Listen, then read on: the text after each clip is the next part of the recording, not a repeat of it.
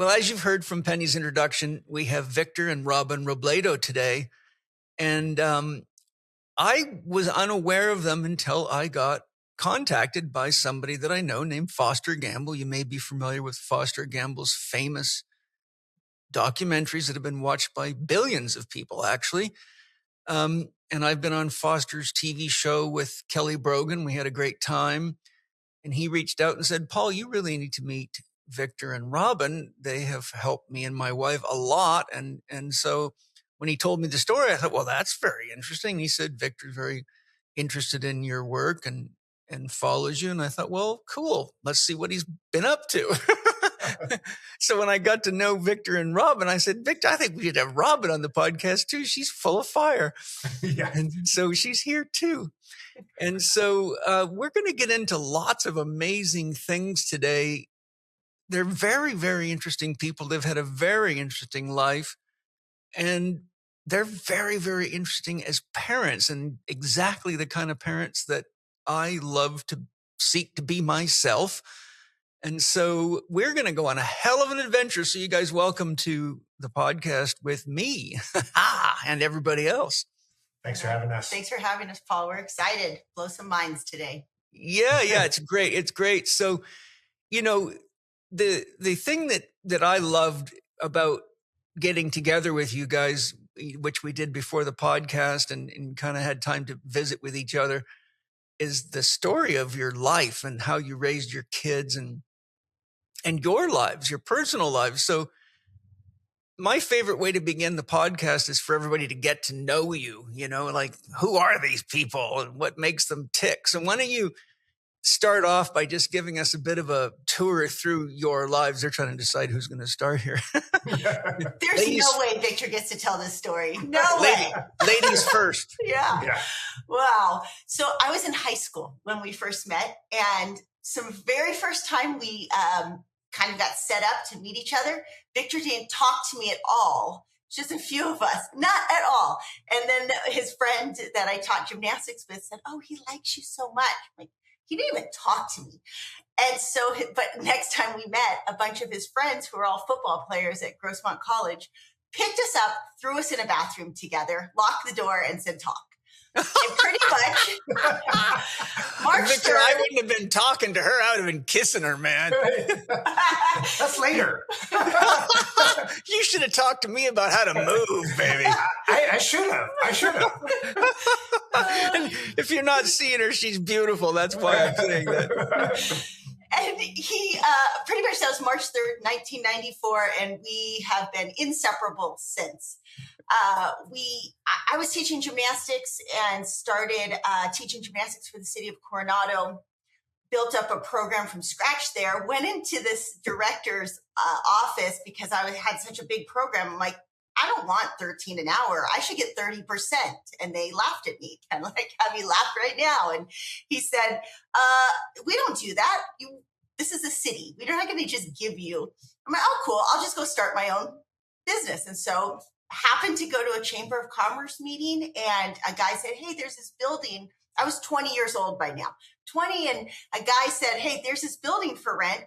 We had no capital, had no idea what we were doing. I think I wrote some numbers on a paper and went into the landlord, and his cousin was in, and she looked at me. She's like, "I like you. Rent to them." And so that's the angels waiting for you. Yeah. We started a business at 20, got married a couple months later. It was a really successful business. We had it for 19 years, pretty much 20 years. And it made a huge impact in the community. The thing is, though, along that way, we saw children, the degeneration of children, physically, emotionally, spiritually. And part of that led to the story we'll share. But the big thing is, so we started having kids right away. I was 22 when my first child was born. We'd take our kids to work with us because it was a gymnastics studio. We actually were one of the first people to start spinning when it came on. We took classes in right before we opened the business in 1997. We went and took a class from the only studio, I think, in La Jolla. And I hadn't even tried the spinning class yet and had already bought 10 bikes. I just said, we're doing it. I don't know. We'll figure it out. I took the first spinning class and looked at Victor and go, oh my gosh, how are we going to do this? This is crazy. But we've, figured it out. My first child was born, I was 22. Because money was so tight, I was back on that bike teaching spinning 5 days later, I think. It was insane. But we just had to. We kept like pushing through and made it work. We had, so our kids right now, our oldest is 26, next one's 25, 22, 17, and 15. So we had, over the span of 11 years, 5 kids. And like I said, we took them to work with us. They were raised in the gym, made them extremely athletic. We homeschooled from I sent my first kid to preschool. He'd be crying every time. I kind of looked at Victor like, what am I doing? This is stupid. We saw kids in our program who were really well behaved, great manners, respectful. Families seemed to like each other. It was like right away, it just clicked for me. I'm like, I'm homeschooling. It seems like the kids at homeschool just are more grounded, nicer kids, way more athletic. So that started that trajectory. Anything, and then life was good. And then and then things changed. And then then I hit a wall when I was in my mid-30s. It was massive adrenal fatigue.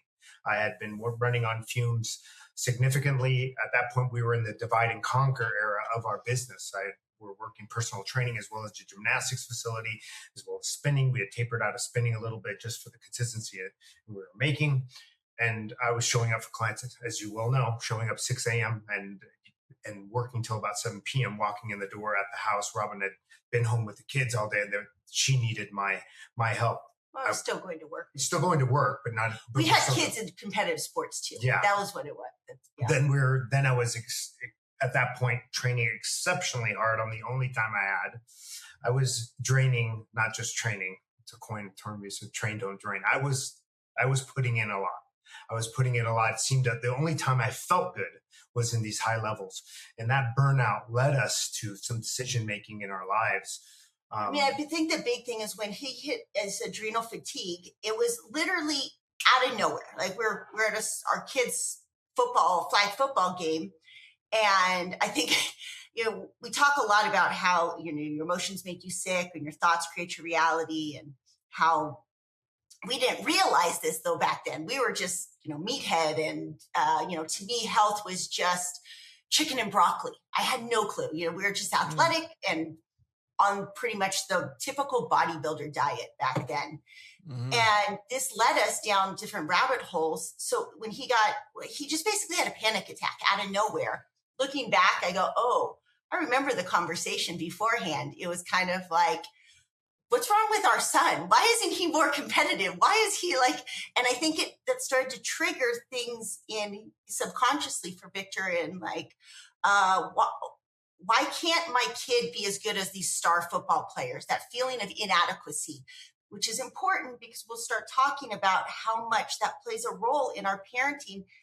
We're always comparing ourselves. That the kid is better. Why isn't my kid as good? This like keeping up with the Joneses is really like kind of robs our kids of their own creative potential.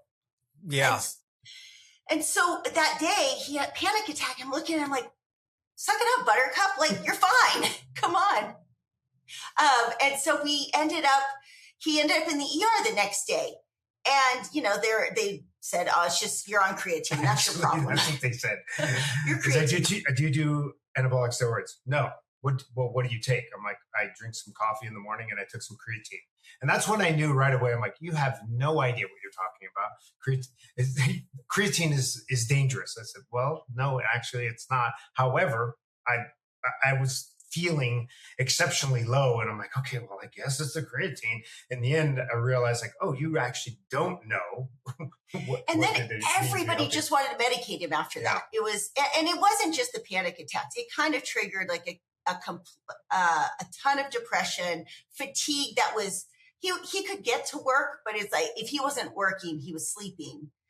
And and as you could tell me, I was like this fighter. I'm like, we're not taking your meds. I don't want your meds. Like the psychiatrist wanted to give him meds. The general practitioners wanted to give him meds. But I didn't know anything other than started researching. And somehow I ended up on this Dr. Brian Walsh, Fat is Not Your Fault, and started learning so much about physiology and you mean Brian Walsh, ND? Yeah. You guys realize he used to work for me for a very long time? No, I didn't know that, but now I do. He was in charge of my shipping department. He left working from my institute to go to school to be a naturopathic doctor. Yeah. Interesting. Yeah, it's just somehow I stumbled on that in the internet, and it made it like his videos, at least his videos brought awareness to me that it shifted my paradigm from calories in, calories out, and just thinking in terms of macros to looking at the whole system. And just, I don't know, it took us to acupuncture and a lot of different modalities. I honestly think that we're still working on some of there's just so much to unpack in the human body, emotion, spirit, all of that. But the biggest thing that it did was he switched over to jujitsu instead of over exercising, instead of constantly trying. So he started doing jujitsu. Well, I said we were inseparable. My world, his adrenal fatigue, by the way, could not have been that bad because I got knocked up for the 5th time. So it must have been. That's too funny. Actually, I remember her telling me that and going, well, I guess I'm really not that sick. Like it seemed like every time I brushed up against her, I was knocking her up. So in this case, it was no different, right? And so I'm like, oh, I am healthy. Yeah. And again, connecting with flow state, like it was instead of lifting for numbers and lifting for creating PRs all the time, I was just connecting with, a primary connection. I was a wrestler in high school, and that's how I found a flow state. And I reconnected with that flow state that is associated with that combat sport beautifully. And it started to propel me into, I feel better. But it created a massive division in us because we had connected in such a deep, profound. I mean, before then, it was always like, hey, we're going to go to the gym together. We're going to go run. And now I'm home with another baby and he's at jujitsu. And it's silly, but I tell the story all the time because it was such an unraveling of like, who am I if I'm not Victor's wife? Who am I if I'm not getting this attentiveness, attention? The codependency was like right in my face. And it was like instantly, well, not instantly, but over the course of about a year, I kind of stepped back to go, oh, wait, I'm a human being that has other potential. There's more to me than just waiting on other people. And I think that's something that's just really hard for people to step in, this self-identity. For me, it was little, like I started going to yoga. Woo! But all of a sudden, that space by yourself where you're actually introspective. We're actually starting to become aware of your thoughts, which up until then, I wouldn't have said that I was that mindful. Then that led to, I went to up at Prana in La Jolla. I went to their yoga teacher training and drove by Tourmaline on the way, looked out the ocean. I'm like, I bought a surfboard once. Like, why don't I just take it out one morning? Because the teacher training was just for 2 weeks. And again, up until then, I never left my kids. It was like a huge deal for me to be away from them. And I went out and surfed, didn't really catch waves, but paddled out. And it was like something just awoken in me that there's just so much energetically, for one, just being in the ocean, and then empowerment that, wow, I could go do something for me and the world's not going to fall apart and I'm not going to die. Like, it was a really big transformation. So that kind of led to, we tried to make this fast, but from there, I became kind of obsessed with, one more transformation happened to us when Victor was going through his adrenal fatigue. That was really at the peak of it. He was having trouble sleeping, kind of hallucinating. We flew to Hawaii, and he read Waking the Tiger on the plane. And Peter Levine's book. I used to eat lunch with Peter Levine now and then. Him and I used to go to the same place for lunch all the time. Wow. Well, that I was on a plane and I digested that entire book on the way to Kauai, and I finished the book and I put the put down. I just started sobbing because I really didn't realize how much my trauma, which was never dealt with, never spoken about, Robyn didn't even, I had never even shared with Robyn the roots of abuses and things that I endured could have been stored in my body in some way, shape, or form. And I'd become so accustomed to throwing, looking back, I realized no wonder I was so good a wrestler. You finally gave me permission to let anger into someone, and I was getting affirmed for it. I'm like, these poor guys didn't have a chance. Like, it was just going into my matches. And then you go to be a father and you're like, just execute, provide. All of a sudden I had a little space in it. I realized, like, I've never actually dealt with that. Well, all that started coming out in oodles and from memories to lack of sleep, to the point where I was hallucinating and freaking Robyn out on the beach. We're in the condo the first night in Kauai, and I wake up to go to the bathroom. He's like, there's somebody in the kitchen. Yeah, and I can describe it to him. It was intense. Okay, let's get him some Unisong tomorrow, because that was...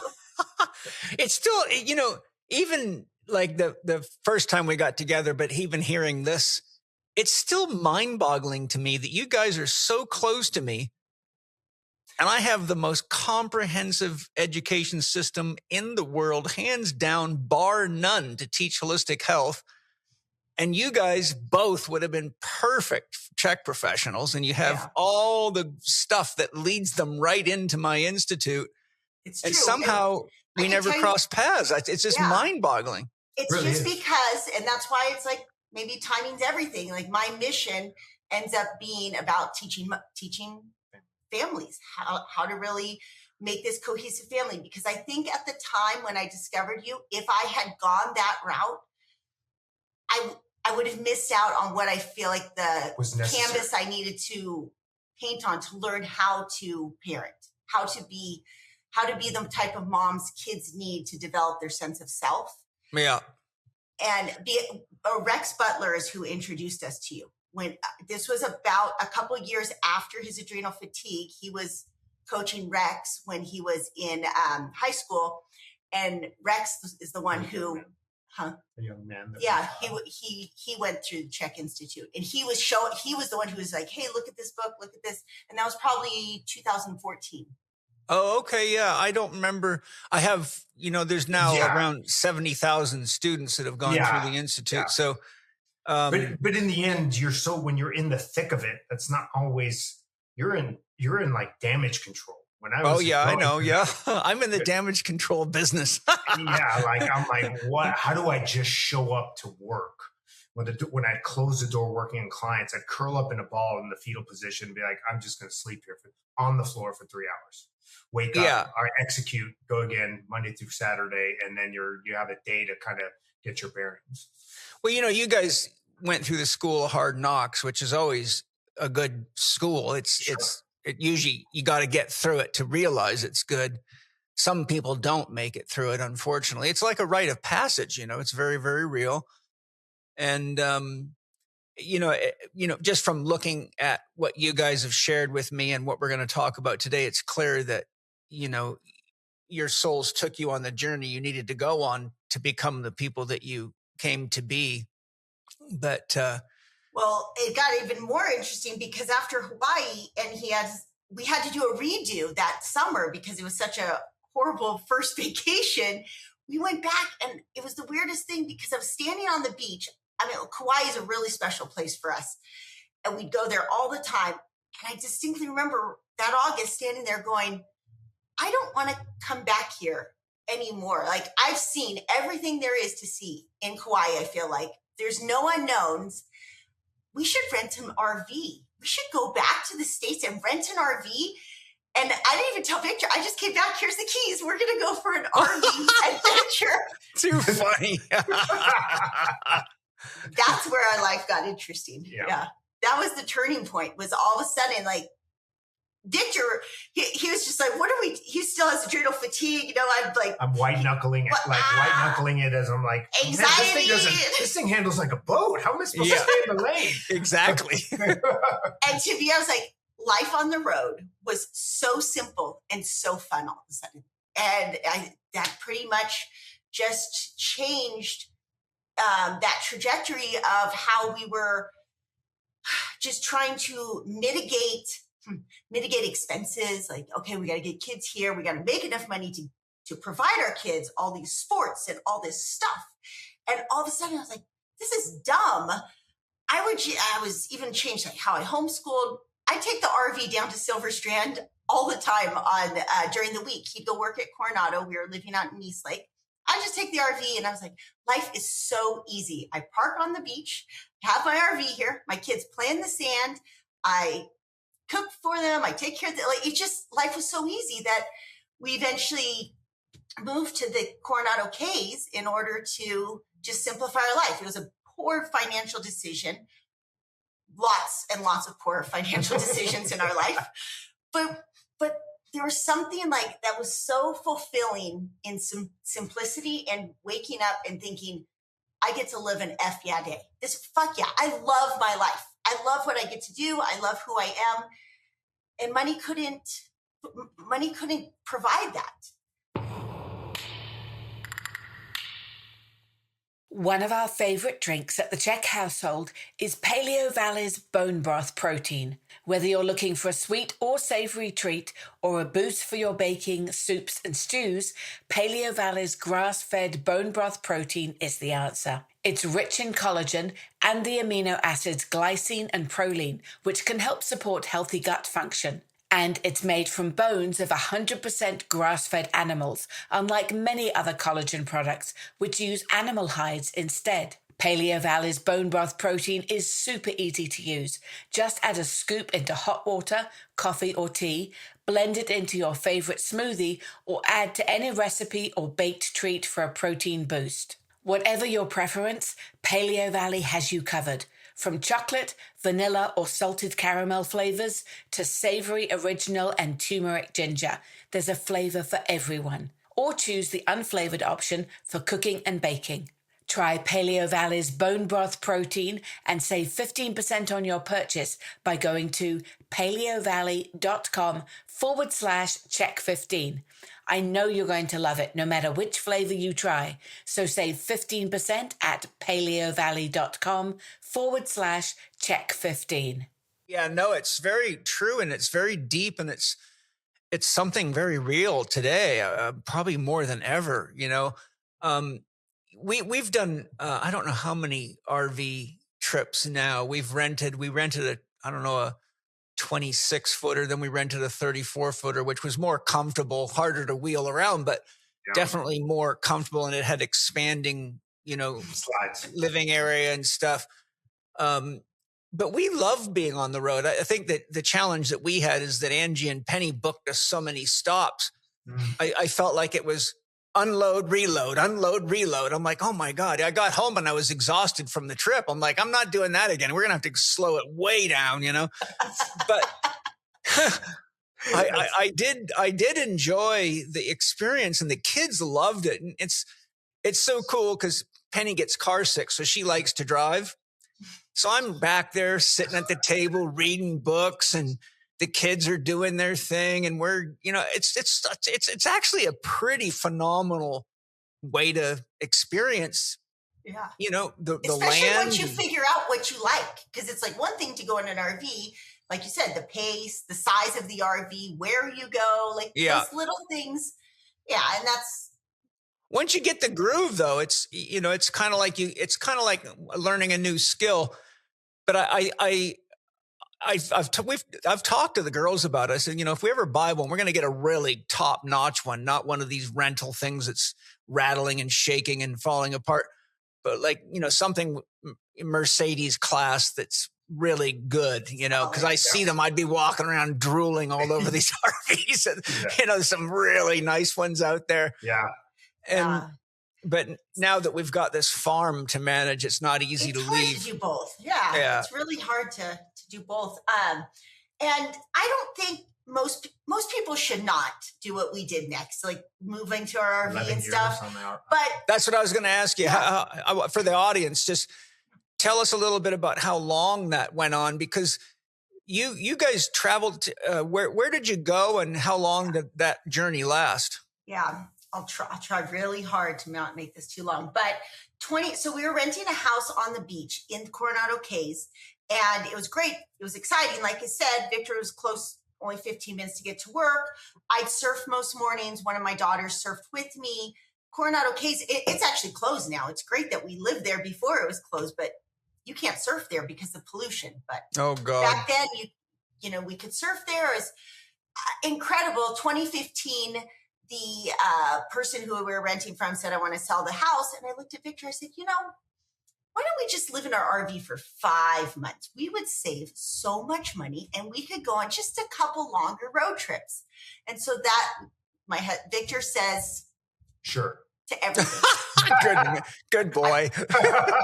If you would have said anything else, it would have been a shitstorm, you know that. Yeah, of course. And we ended up, we did just a 10-day trip because we still had our island tumble, our brick and mortar in Coronado, and we weren't like so money abundant. It was literally like, okay, instead of spending all this money on rent, now we can travel a little bit, but we traveled very frugally.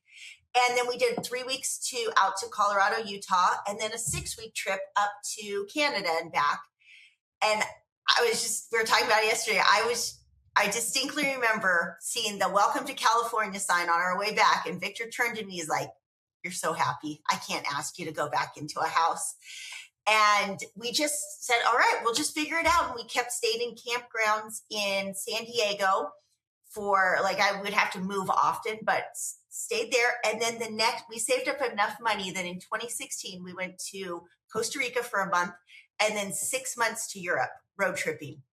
And that was so transformational in good ways and very bad ways. It was great because you literally for 7 months of our life, we had all of our work covered. We had saved enough to just check out of life. Every morning we had a choice. What do we want to do today? What do you feel like doing? What matters? Now, granted, we were also chasing adventure sports. And at the time, let's see, our kids would have been 16, 15, 12, 8, 6-ish. And the 6-year-old and the 8-year-old were hard. Victor was really good about just, he's one of the things we'll talk about for parenting is that Victor is so good about just being present. Like if the kids, hey, want to do arts and crafts, he'll just sit there and do arts and crafts with them for 8 hours straight if that's what makes them happy. You can imagine I don't sit still very well. So I'm just my older 3 and I would just constantly be surfing, rock climbing, hiking, go. We covered in Europe over 10,000 miles in 6 months. Wow. But the fact we saved up about 20, not counting renting. We did it in tents for the first 6 weeks, 2 weeks in Norway, 2 weeks in Ireland, and 2 weeks in Germany in just tents. And then we got an RV for the last 4 months. And it was pretty incredible to be on such a tight budget, but a budget that was enough to get through. I think we had 150 euros we could spend every day. And we'd kind of come together as a family and go, hey, do we want to pay for a campground tonight? You want to just free camp and use it towards activities? Yeah. Or it's hey, surf's firing in Portugal. We're going to have to redirect the funds to gas. But it was a really... It's great that you let the kids have part of that conversation. I think that's really important. Very special. Yeah, but I couldn't ask my husband because, he knows one word. Sure. Do you want to go to Portugal or France? Sure. No, that's not an answer. Well, at that point, it was a phenomenal growth experience for everyone. But the vacuum that I experienced, I had been working full time since I was 17. Yeah. So now, even though I went through a massive adrenal fatigue, I'd still worked my way. I did not take really a day off. Yeah. And so I was used to showing up at a facility, people count. I had a routine that I was ingrained with. And then it really came out of me who am I without this work that I'm showing up every day? I didn't know, I had lost the ability to have fun and relax. I didn't know how to do that. And so in the midst of all this happening, I'm going, I told Robyn, I was I just feel like I'm on edge all the time. I cannot relax. And as you expressed earlier, the idea of coming into a place and like, okay, unpack, repack, unpack, repack. Well, we blow in through a beautiful town and Robyn's like moving around like, wait a second. I haven't even taken it in. We're moving on already. We can't do this. We have to change the pace that we travel. And that was kind of a side. Which we didn't. On that trip. Not on that trip. Yeah. And so it was a massive growth and an unraveling for myself in a different way. I didn't realize how high my programming was on being hypervigilant, and which goes back to the trauma. Like I realized how hypervigilant I was my entire life.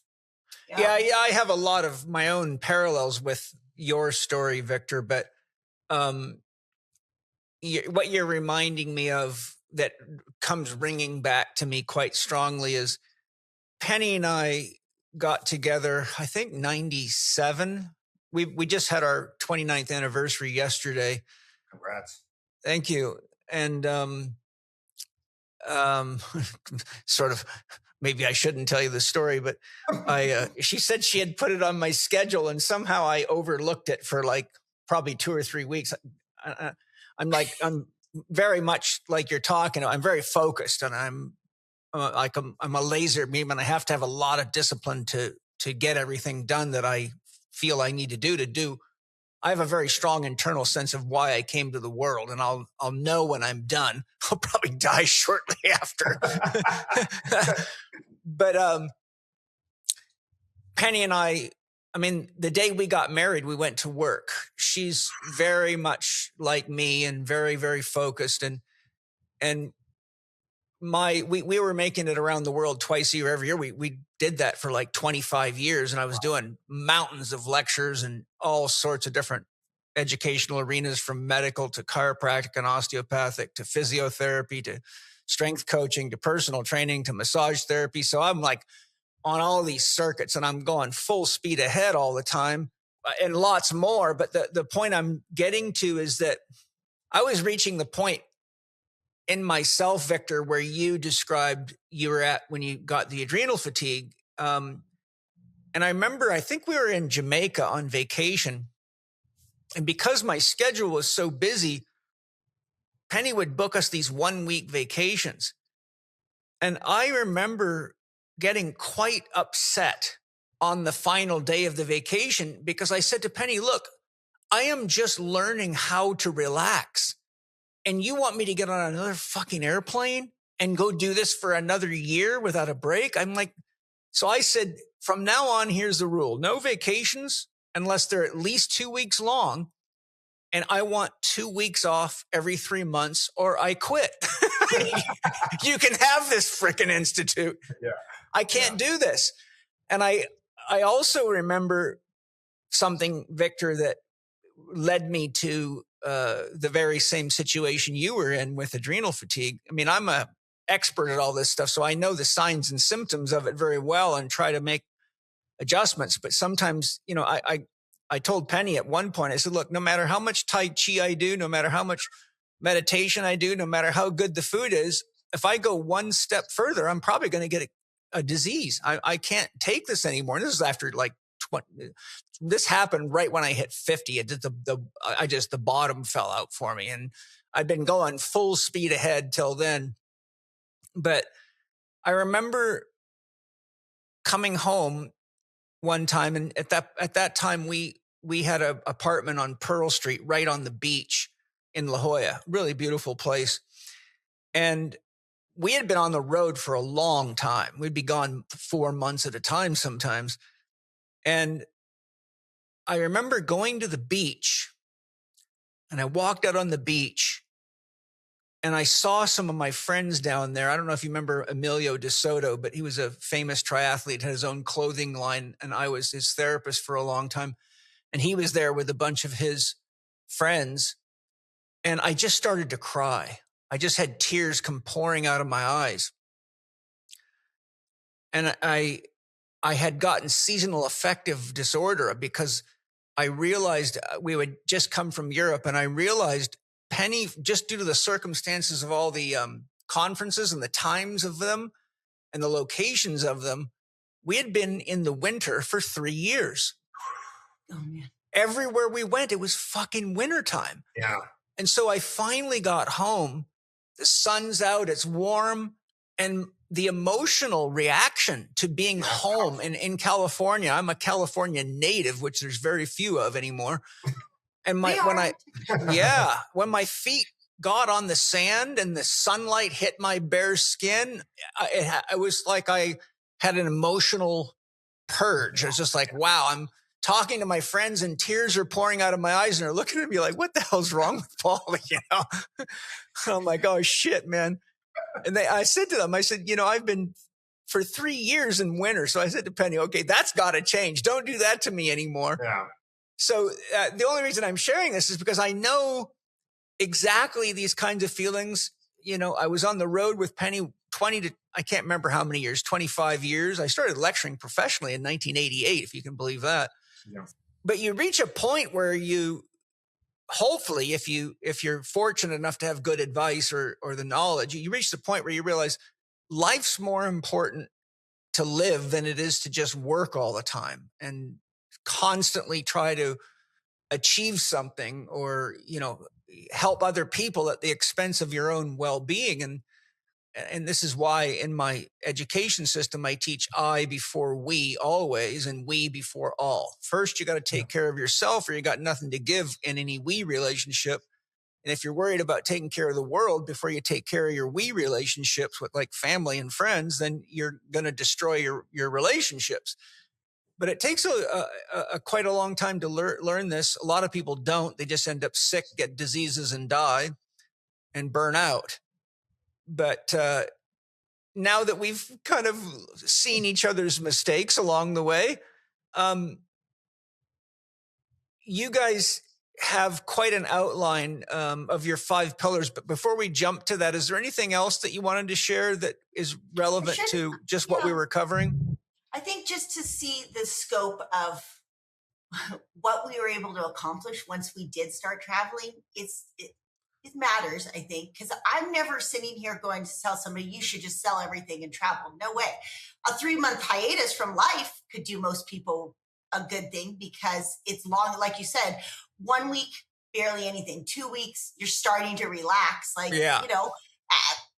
month. People can pull out of their life for a month. It's great. There's something amazing about having a choice that when you wake up and you're like, what do I want to do today? Not what do I have to do? What are my obligations? That it's only the first part right there is curiosity. It's that you have to, and that's without going too far of a detour. Think about how much that's a problem today is we're surrounded by cogs who've never even contemplated what they want, what they're capable of, what interests them. They just go through the motions of life and then become a burden on other people. Yes, that's exactly right. That's making the health industry extremely rich, and it's only making them worse because they go there, they don't get any help. They just get poisoned. And the story, I don't need to tell you guys, but that's the industrial machine, and it's getting worse with the information age and AI and social media. I mean, and it's worse for the kids. This is what you guys were seeing beginning all the way back in the beginning of your gymnastics center. And now look at it. When Angie got pregnant, I hadn't been going to parks. So I wasn't really, I was very busy working and traveling. And I worked with a lot of elite athletes. For example, a lot of professional athletes know who I am. So oftentimes they would have kids that were in elite schools that were just for athletes. The academic side of it was the back burner. The athletic training was the front burner. So I would get kids coming to me with their parents that were from these elite schools. And so my point is I worked with a lot of young people. I did a lot of work with various teams and colleges. But when I started going to parks with Mana and Angie, when he was little, he's 10 now, the first thing I noticed is these kids are like wildly unhealthy. And parents would say all the time, how old is your son? He's 2. Oh my God, mine's 4 and he can't do that. Yeah. And, me and Angie are looking at each other going, vaccinated. There it is.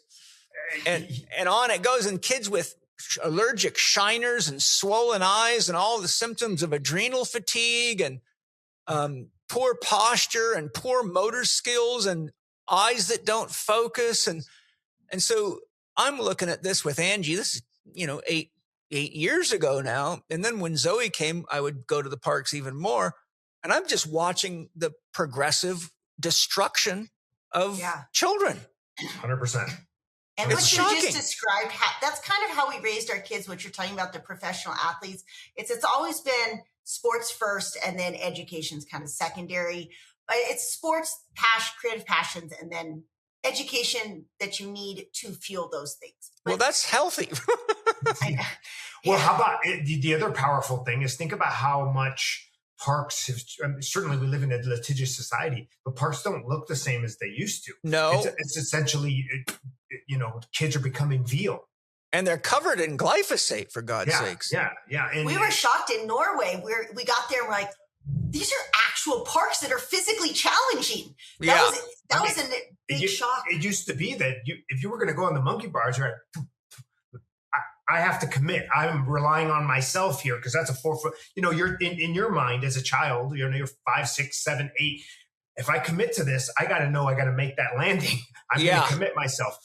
And because of that, you could see the heights, the challenges that we're seeing, and you could see it measurable. I have like data points on what kids were capable of doing in 97 when we opened, and when we closed the door, what they were capable of doing back then. We told you the first time we met you. When I opened in 97, I could get my 5 and 6 year olds 100 push-ups in sets of 10, and it would be literally like down 1, down 2, and they count them off till we got to 100. And then probably 10 years into that, we could maybe get them to do 10 by the time we closed the door. We had even high planks are almost impossible. Yeah, couldn't do planks. My son, who's 17, taught gymnastics for a camp last week, and he came home and he's like, "Mom, you're gonna be so proud. I got them to do 100 push-ups." But it was like 6 kids or something that he was like, they're not doing this until they can get 100 push-ups for you. So. Your liver is responsible for many essential functions in your body, including flushing toxins and harnessing nutrients. Organifi's Liver Reset contains a potent blend of adaptogens, including milk thistle, artichoke leaf, trefoil, and dandelion root, to support liver health and the removal of excess toxins for improved digestion and energy promotion. Pair this with Organifi's Gold drink and you have their Recovery Stack Bundle. Gold is a delicious nighttime tea made with 9 calming superfoods. It's a creamy turmeric blend that helps you wind down, relax, and support your body's natural recovery cycle while you sleep. Now you can get 20% off your order of Organifi's Recovery Stack Bundle. Go to Organifi.com/Chek20 and use the promo code Chek20 for 20% off your order. That's Organifi.com/Chek20 and use the promo code Chek20. As you know, I mean, this is a whole different podcast, but the whole social, educational, healthcare, it all needs to be completely and utterly gutted. 100%. Every bit of it. The political system, the education system, the food system. All of it. It needs to be gutted because did either of you ever read the book Pottinger's Cats? No. Oh, get the book Pottinger's Cats. Okay. It's not a long read. I've talked about it on the podcast lots of times, so I won't bore the regular listeners, but in a summary, Pottinger did research in about, I think 1946 or something like that. And he wanted to know what would happen if he raised cats on their natural raw food, raw milk diet versus cooked food and pasteurized milk. Well, by the 3rd generation, there became tremendous problems with miscarriages, birth defects. The cats lost their sexual preference. Females started trying to have sex with females, males with males. Their athletic ability disappeared.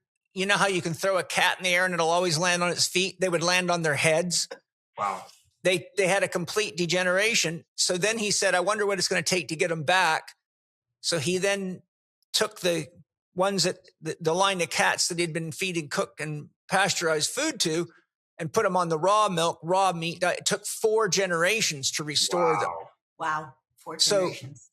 the point is, and there's more, and there's a surprise for you at the end of the book, because he compares his studies to what doctors were seeing then in human beings, especially young people.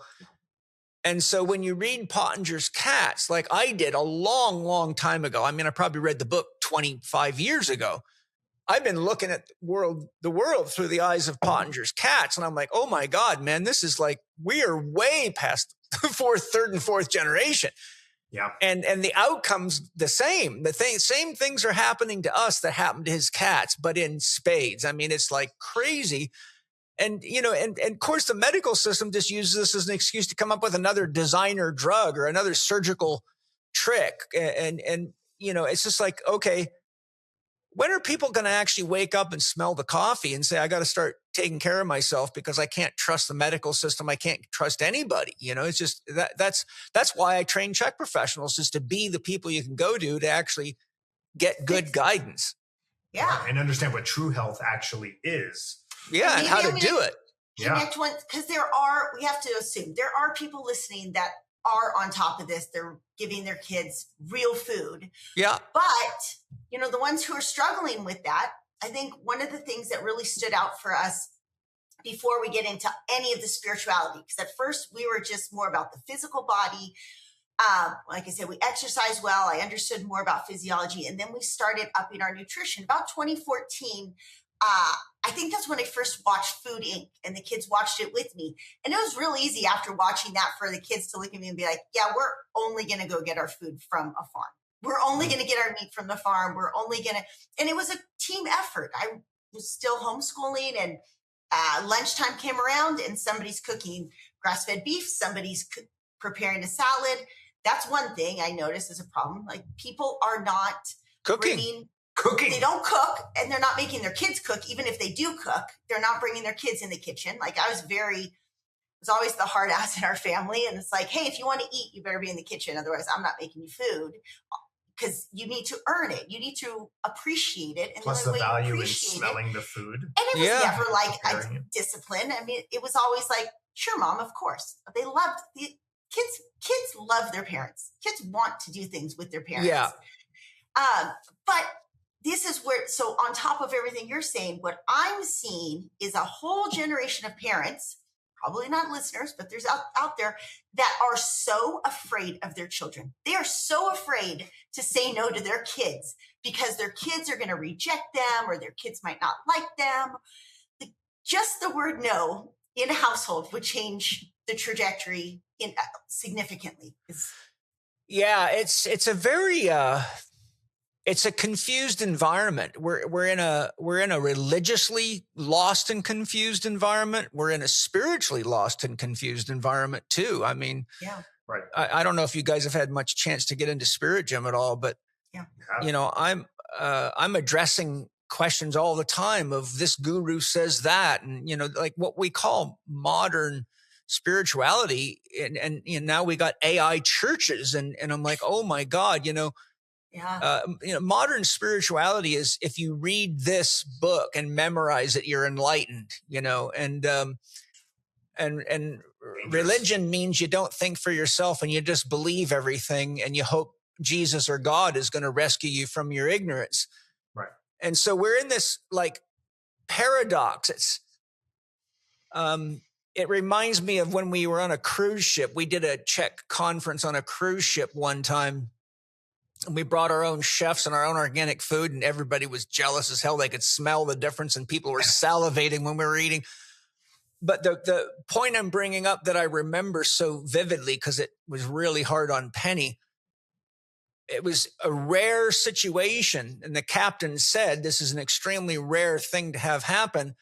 But we were in really big storms, and there was 2 wave patterns converging, so that no matter which direction he put the boat, he couldn't, like normally they want to go into the waves so it doesn't throw the boat sideways. And these were huge swells. I don't know, probably 40, 50 foot swells that the boat was going through. but they were coming at a cross pattern. So no matter how you diced it or sliced it, this ship, 5,000 person ship, was getting tossed around really good. Yeah. And Penny was just sick as a friggin' dog because she doesn't do well in that environment unless she's piloting. Right. Like and I don't think the captain was going to let her pilot. But the reason I'm bringing the analogy up is because there was no easy way to navigate that storm, because no matter which direction you went, you had a wave pattern that wasn't conducive to a stable ride, even in a bumpy ride. And we've now got so many wave patterns hitting us, and we don't have many good sea captains around anymore. And so families don't know what to eat. They don't know who to trust. They don't have time to parent kids. So the kids are getting educated on social media, which is brainwashing. And on and on and on it goes. I don't need to recite, all my listeners are very intelligent people. I mean, my podcast is not a podcast for shallow people. And that's why I like to have people like you guys on, because what we're really about to get into is more of the action items of all this stuff. But I think you two and I agree. And both my wives, Angie and Penny, we all know that we're actually in very, very dangerous, uncharted waters in the world right now.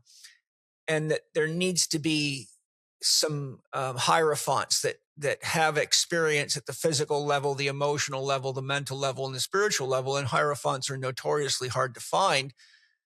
And the problem is that idiots get tons of airtime, but the people that really need to be on the air get buried because it's bad for the bottom line for the people that control the media streams.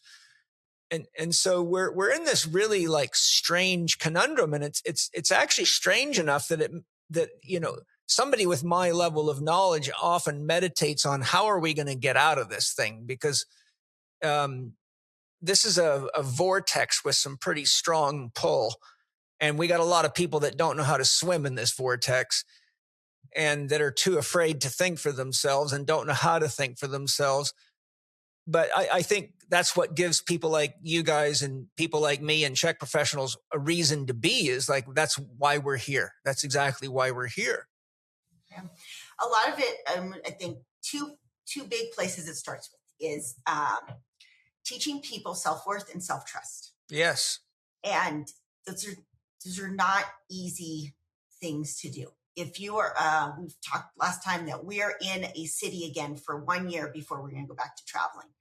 And I tried to meet my kids at different, some are adults, some are still teenagers. Being able to see the contrast of what I was running from when we first did it, which was basically seeing that this life where we're trying to keep up with the Joneses, and I need to like prove my self-worth by what I drive and what house I'm in and what sports my kids are and how good they are in their sports.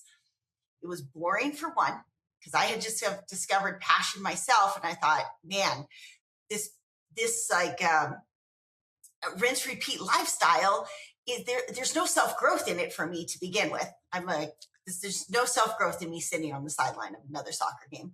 And simultaneously, my kids aren't even that happy after. If I'm the biggest influence in their life, when I grab them and go, hey, let's go for this hike, let's go climb this wall, let's go do this, and I see their eyes light up and their passion and they're excited, well, that was just easy for me to be like, well, forget this rat race thing. We're just going to go out and chase passion. And to be time rich enough to chase passion is really a requirement at first.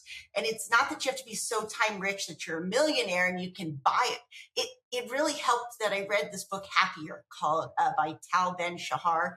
In 2012, I read it, and it was like this light bulb moment where he talks about that once your basic needs of food and shelter are met, you don't actually get happier having more money.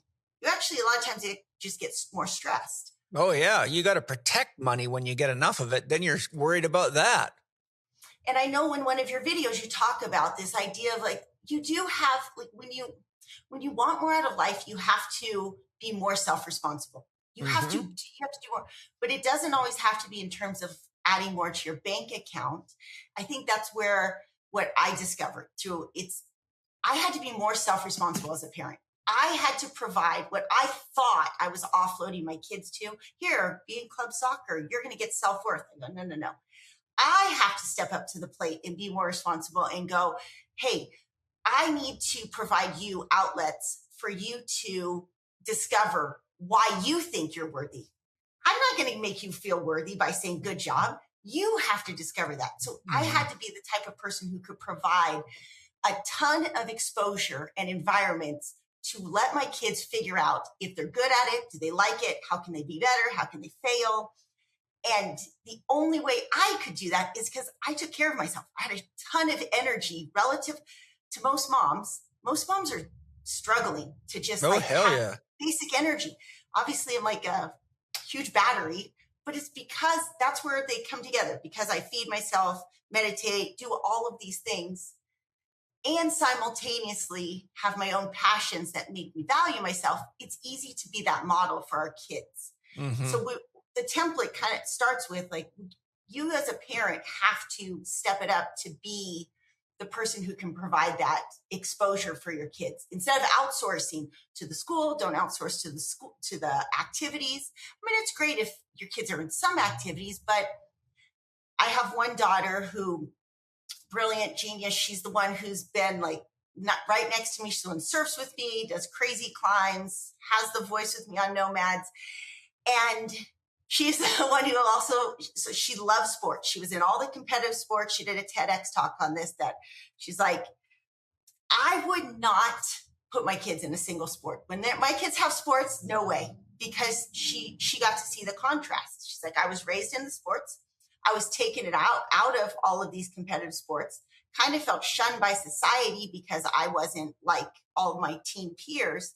But I developed so much confidence and self-worth by getting to experience firsthand what it's like to try, fail, figure out who I am, sit in my aloneness, all of those things. That she's a huge proponent of. Just like we have to give our kids this isolation in a way. We have to take them. It's not the opportunities we're giving them that's causing the problems. It's actually, or that's helping them. It's actually like the opportunity is extracting them. How do we get them so that they see less and they start looking within for what really matters? Hydration is one of the 6 Chek foundation principles for a healthy, holistic life. And now Peak has made it even easier to help keep your body and skin hydrated while also promoting better sleep, which is another of the Chek foundation principles, with their new Deep Hydration Protocol. Peak's Deep Hydration Protocol is a 2-part drinkable skincare system that keeps your body hydrated around the clock. Get a morning boost with BT Fountain, which is powered by clinically proven ceramides and hyaluronic acid for skin radiance and gives gentle, lasting energy to start your day. Relax in the evening with RE Fountain, containing triple biomaxed magnesium to support deep rest, nervous system recovery, and next-day mental clarity, helping you unwind and wake up refreshed. As with all of Peak's products, the Deep Hydration Protocol is made with clean, pure ingredients, without sugar, fillers, or artificial flavors. It's easy to mix, simple to add into your morning and evening routines, and tastes great. Upgrade your hydration and wake up refreshed. Get 20% off for life, receive a complimentary gift, and explore Peak Life's entire line of Chek-approved teas and supplements at peaklife.com/Paul Chek. That's PIQUE life.com/Paul Chek. Again, what you're talking about, which is what I was leading to earlier, it's going to require a completely restructuring of our social paradigms. To simple analogies, if you live in a Christian culture and you can see that the religion has issues that make it unhealthy, you can go door to door, but you're not going to win because you're basically dealing with the fabric of belief that bonds the culture. So the only thing that'll happen is you'll end up getting attacked because, don't tell me that you think Jesus isn't the Son of God kind of issue. So the only other option is that kids have to have parents that do what you're doing, which is give kids the strength and the support to be courageous, to explore and to figure out who they are. And I think one of the underlying themes, and this is how, we raise our kids, is a lot of parents, most parents think that they own their children and that their children are going to do exactly what they want them to do. And they're going to be a lawyer or a doctor or whatever the hell they want them to do. And I've had to help many parents with sick children and teenagers and young adolescents. And I showed them that, look, your child does not have any love or affection for what you're making them do and what kind of school you're making them go to. They're living a life that's killing their soul. Remember, you gave them a body, but you did not create the person that lives in the body. That soul is unique. It's a divine expression.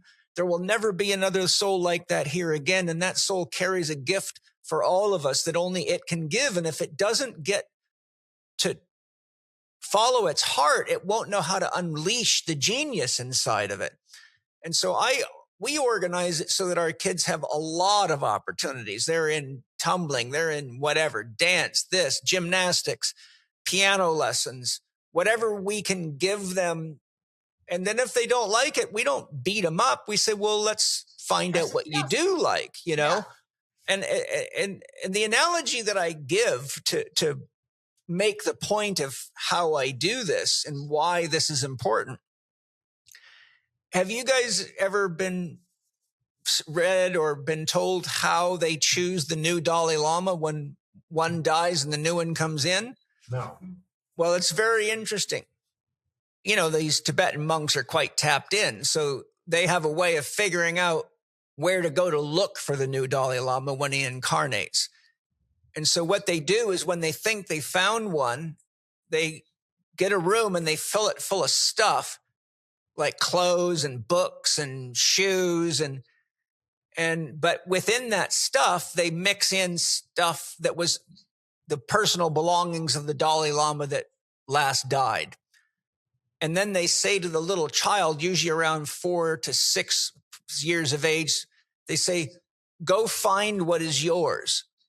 And they have found that every time the person who is the reincarnation of the Dalai Lama knows exactly what in that room belongs to him. Interesting. And so the analogy that I give is I'm going to throw my kids in a room full of stuff.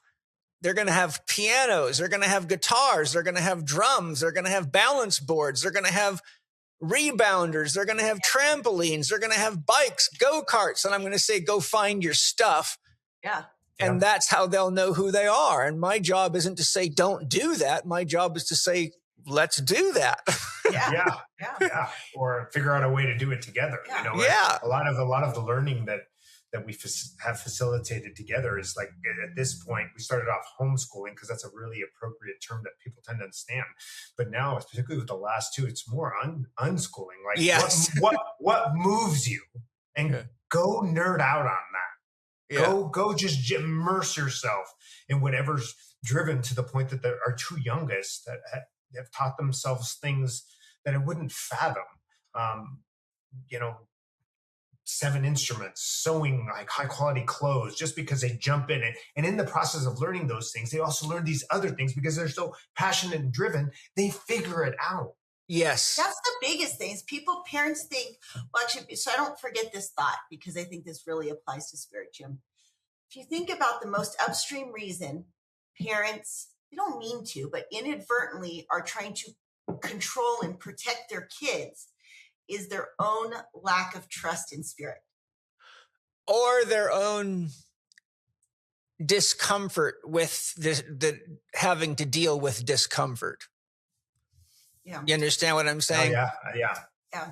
I mean, I was thinking like this fear of loss. Like you fear losing your kid. Oh, what if you get hurt? What if something happens? And like you're saying about jobs, be a lawyer because that's safety and security. Yeah.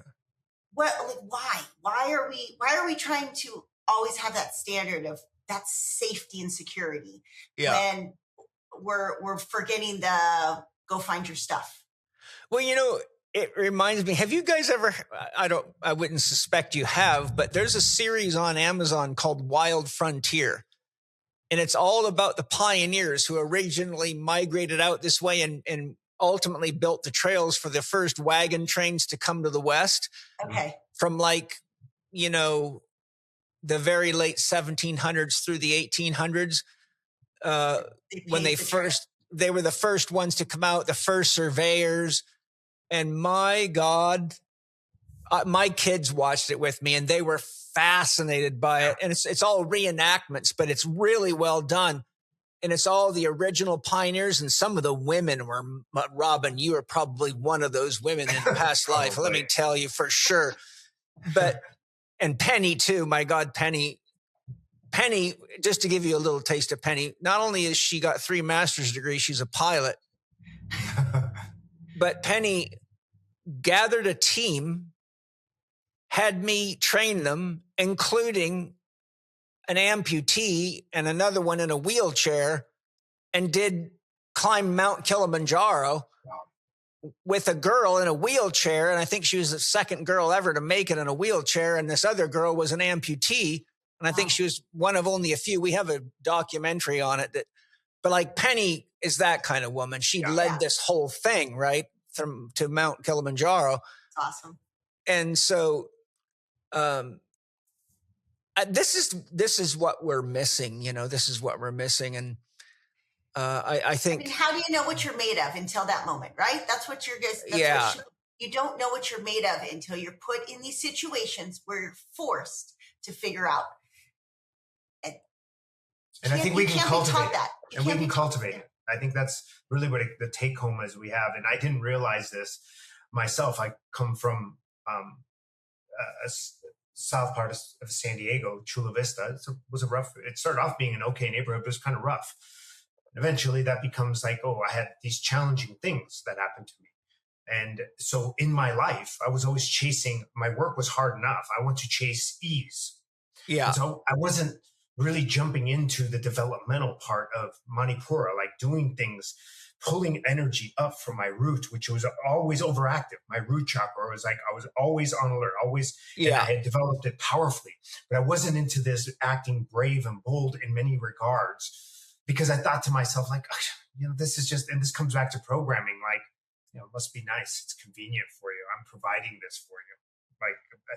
And that created some conflict within us in our relationship because I was the one many times working to provide her, to give the experience that she was having with my children, but didn't realize I actually needed to step into those things too, to find a different expression and pull that energy up so it can actually have some clarity coming up the top of my noggin and go, there is more. It's a hard transition because you're talking about a deeply rooted cultural program there.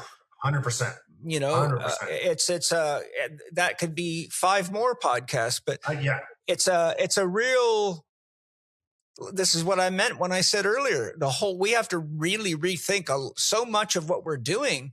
Yeah. And the reality of it is that if you build a skyscraper out of bad cement, it's going to come down. And there is going to be people that get hurt when it comes down. But the question is, will you learn from it and rebuild it properly the second time?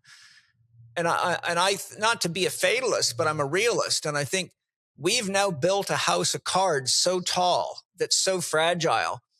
And we've got globalists knocking that damn thing down, with every way they can. They're trying to extract the protein out of the cardboard, metaphorically. And, poisoning the skies, blocking the sun, poisoning the water. Off it goes. And it's like, okay, you don't need to be that smart to do the math on this thing. But the point I'm making is that I think it might be the best thing that ever happened. It'll be the scariest and the toughest thing that the West will go through. But when it collapses, we're going to find each other. We're going to have time to talk. We'll have to develop a new mythology that's more realistic to reality and to the environment we're in.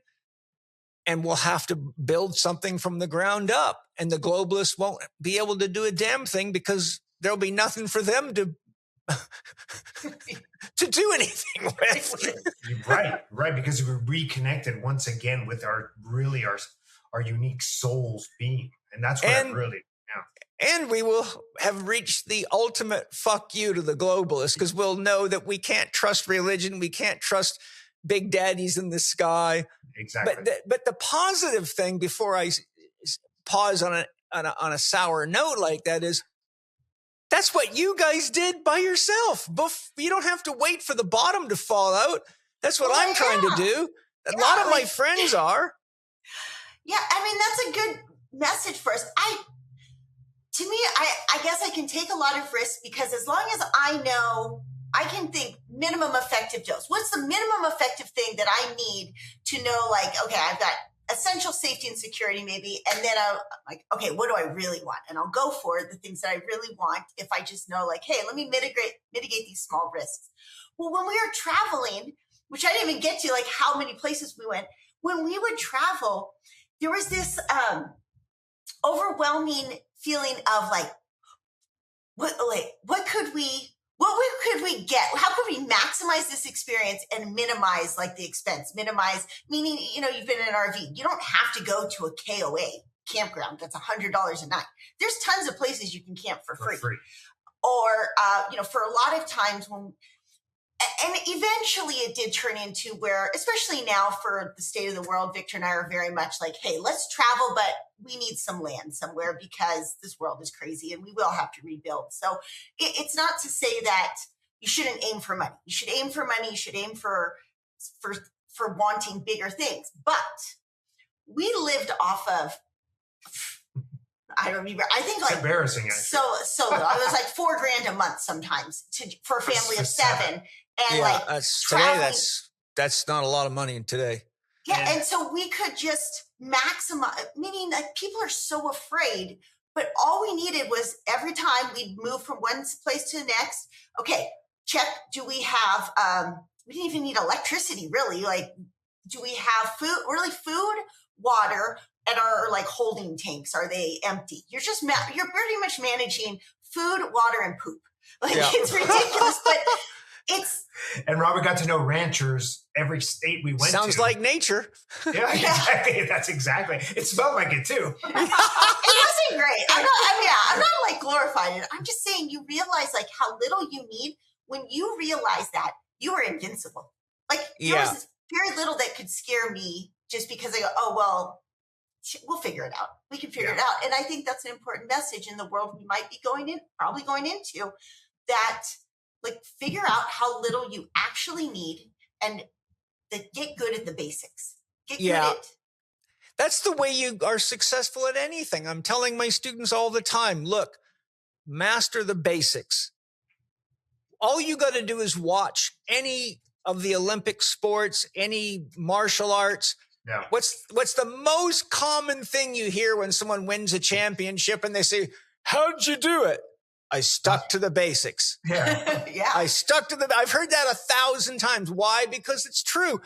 Like, I was a competitive boxer and kickboxer.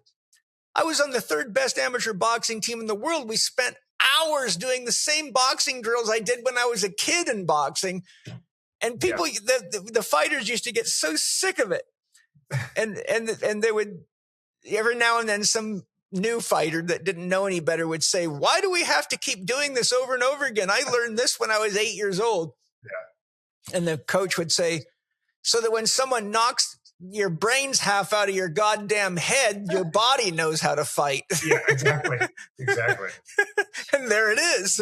Yeah, but and really, isn't that what it means to develop your survival skills, so that you know what to do when most people can't think because they're too scared? Yeah.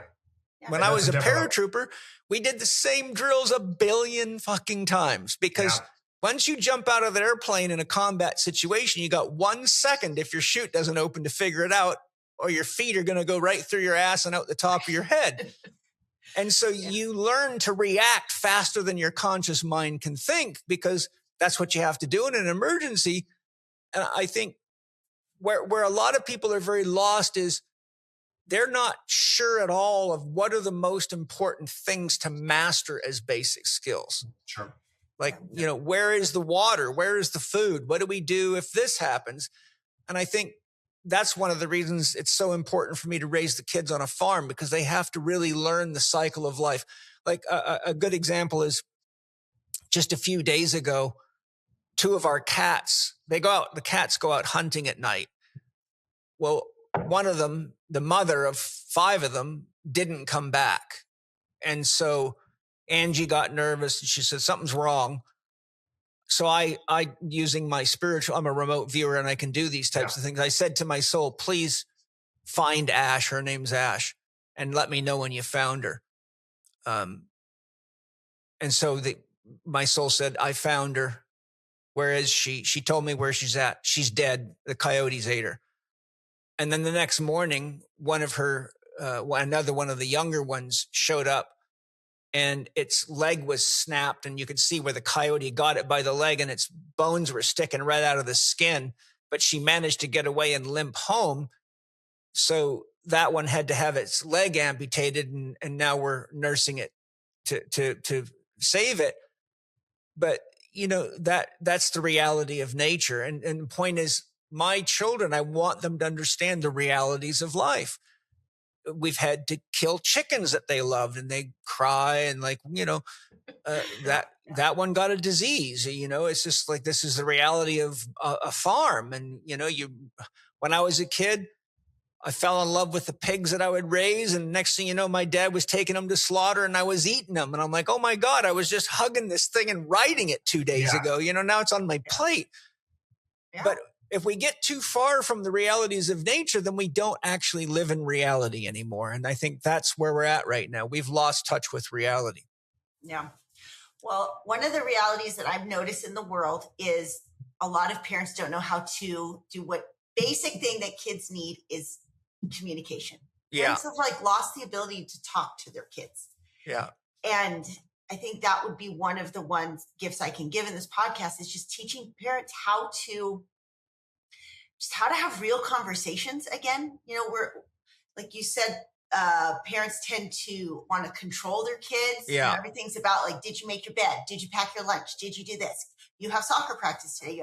Our family wasn't like that, because we were always together and time rich. It was like, hey, what are you thinking about? Hey, what's exciting you? You're into, when we were in Europe for 6 months, Jariah had a dog book. Victor would sit and read the dog book to him all the time. What dog would you want to have?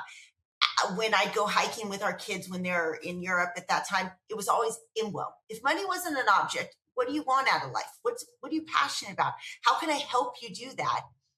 And then the root one I just come back to all the time is being able to ask your kids, what's your expectation here? What's your expectation in terms of eating, in terms of dinner, in terms of sports, in terms of, we get so caught up in this drama of the world. He said this, she said that, this is happening out there, instead of hey, what's happening between your ears? What do you think about? Or your heart, in your heart. Yes, yeah, exactly. Yeah. And so that is probably the biggest difference, I say. See my kids versus when we go out into the world. Yes, they're physically more resilient and strong, but their ability to talk completely sets them apart from the rest of the world, peers. Everybody's amazed. They're like, wow, your kids have, and with homeschooling, everyone's like, oh, but what about social skills? And I think it's hilarious. Well, there's 5 of them, so exactly. They live in a tribe. Yeah. Well, and that's exactly how, talk about a well-oiled machine. Did you say cult? Yeah, exactly. No, I didn't. Well, in the end, it's interesting how much that small tribe, you said it, starts to interact when you extract yourself from a modern world. Yeah. Electricity, television, devices, you name it, that disappears all of a sudden. Hey, how can you entertain yourself? Hey, there's a rock over there. Yeah. All of a sudden, what can we do with this said rock? Hey, start a fire. I remember people coming to visit And at a very young age, my kids we're building a fire. By 6, 7, 8, they're handling a hatchet, which is, you live on a farm. You're exposing your children to these sort of things. Hey, this is sharp. Be responsible. This is how you do it responsibly. Yeah. And they're off and running. Yes. Yeah. Robyn, I would have never used the word cult, because the function of a cult is to carry out one thing and one thing only, and that's the dictates of the leader of the cult. And there is no free will, and there is no freedom, and there is no thinking for oneself. If there's one thing that Paul Chek gets accused of the most, it's being a cult leader. Oh, yeah. And you're teaching us to think, not to. I say, you know what? You obviously haven't got a clue what a cult is. Yeah. Because if you want to know what a cult is, just go look at any of the world's major religions and you've got a cult. Go look at any ism and you've got a cult. I teach people how to think for themselves, have their own dreams, problem solve. I'm the opposite of a cult leader. And the fact that you're calling me a cult leader tells me you're probably already in a cult. Yeah, it's so true. We've been called a couple times that. And I think it's so fun. It's exactly what you're saying. We're teaching our kids to think for themselves and to be their own unique expression of self. That's it. It's not rocket science. It's beautiful. And you know what?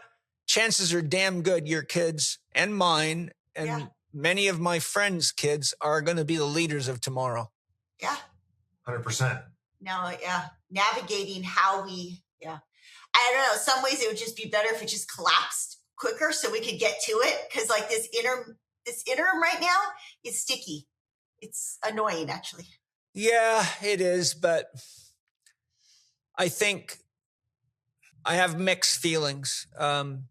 My intuitive sense is that if it happened too quick, there would be an extremely high number of people that would commit suicide, because the transition from where they're at now to where they'd end up in a moment's notice would be so fast that they couldn't even see any reason to live anymore.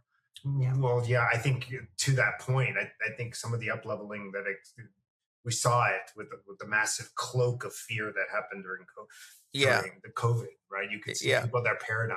Personally, we went from watching Thrive to David Icke in 1 week's period, and my brain was going like, what? And at that point, we'd already been like, we're going to stay on our side of the pool. We got something figured, fine, whatever.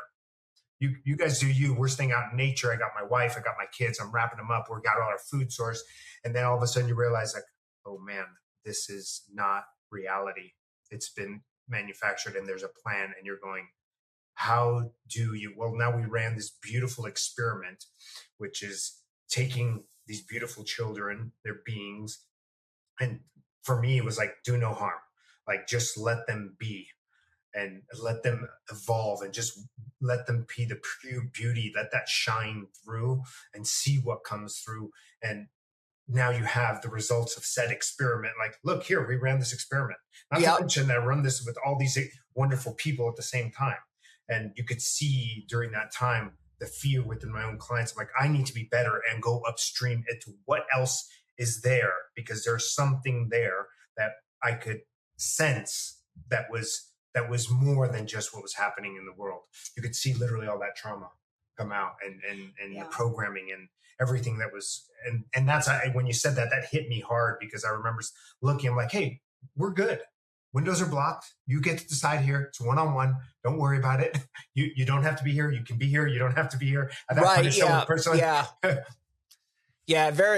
it was a very interesting psychological experiment, the whole thing.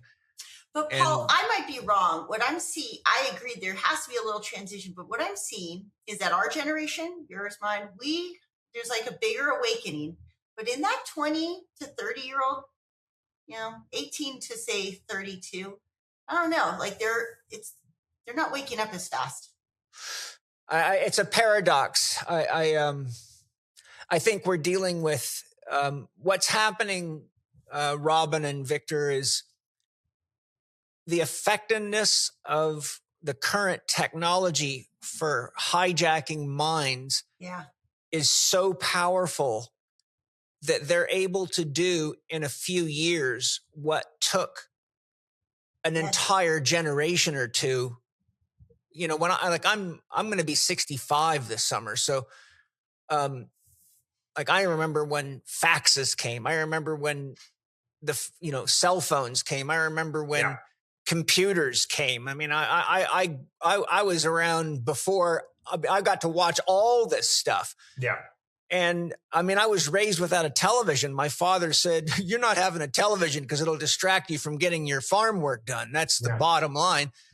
And so I've been able to actually watch, and I've been in my profession for 42 years. I've watched each generation change as a teacher. And what I've seen is that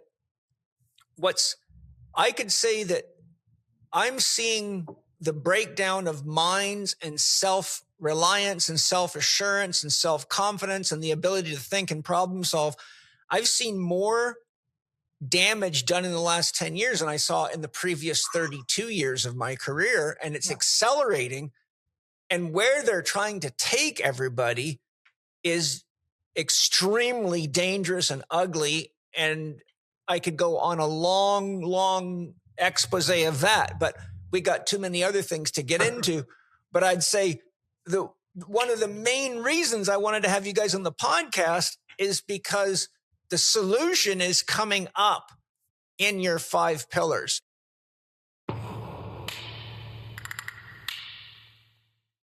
Health isn't just one thing, it's everything working together. And one of the fastest growing areas in health and wellness is integrated health, the middle ground between fitness and rehab. People who follow this path see real long-term results, and this field provides amazing opportunities for those looking for a career change or upgrade. The Chek Institute has been educating Chek practitioners for over 30 years. They learn a step-by-step system that integrates advanced assessments, functional movement, and lifestyle coaching as a unified approach, allowing them to help their clients find lasting success that simply can't be achieved by just following a single pathway. But sometimes getting started on a new path can be challenging. That's why we created the new Chek Integrated Health Foundation program, building on Paul Chek's system that's been refined for over 30 years and practiced by more than 70,000 Chek-trained professionals worldwide. It's self-paced with lifetime access, community, payment plans, and limited time bonuses. When you complete it, you'll be able to run a complete client process, screen lifestyle factors, assess movement, design client-centered plans, and deliver a high-end service session after session so your work becomes referable, respected, and built to last. So whether you're looking for a career change and wanting a roadmap, or you're a fitness trainer tired of commoditized sessions, or maybe a medical professional frustrated by poor follow-through between appointments, the new Chek Integrated Health Foundation program can help you find success and fulfillment. Go to paul.chekinstitute.com/Spirit Gym to learn more about the brand new Chek Integrated Health Foundation program. Okay, well, look, I've really enjoyed our dialogue here together, you guys, and I'm really blessed I can share you and the way you've parented and managed yourselves and being so honest about your own challenges. I think it's important that people don't get a pie in the sky idea that living the way you're living is some easy thing to do, and that you guys aren't made of twisted steel and sex appeal, and you've had to go through your own challenges. But they're real, and they're the things that make real human beings out of us. That's what I think is important to really put on the table, is this is how you truly become a human being, not a robot, not a play toy for globalists and rich billionaires that want to make money off your attention in the new attention economy, unfortunately. So now is where we put it all together for the audience in the 5 pillars that you guys stand for. So I've got the outline, but why don't you just go ahead and express it in your own way. If I feel like I have something I want to add or interject, I'll do so. But take us through those 5 pillars. Okay. I think the big thing is we did not move into an RV to be like living in an RV is the way. It was intuitively, I knew I needed to create space in my life to figure out what's important and what it's like to be human. And those are the 2 things I learned from it. What's important is connection and relationships, and being time rich and pursuing adventure sports and chasing the unknown just happened to be a really intense way of learning those things.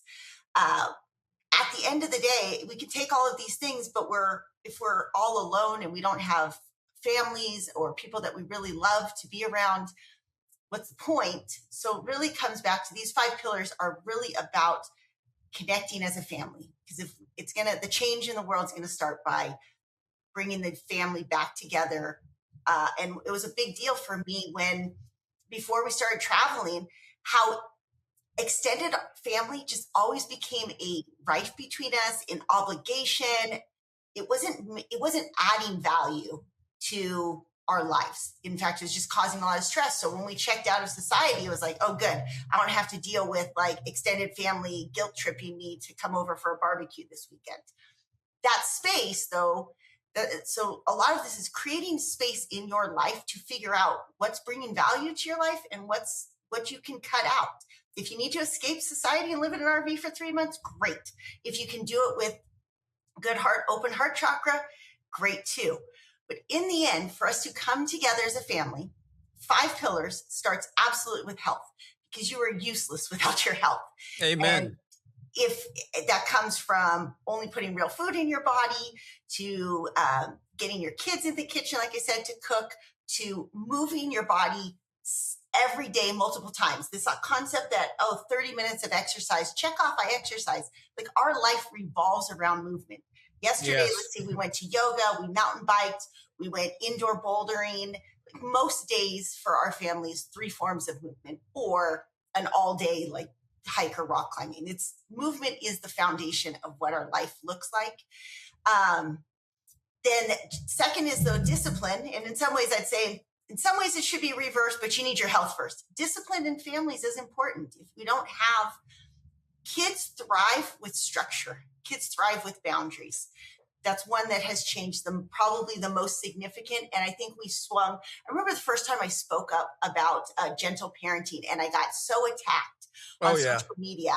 And it kind of like hurt too much that I kind of kept my mouth shut. I wish I had fought back more. But like this whole concept of like, don't say no. Let's talk about our emotions. Yeah, let's say no and talk about our emotions. Robyn, all you would have had to do is respond with one question. How many drugs are your kids on right now?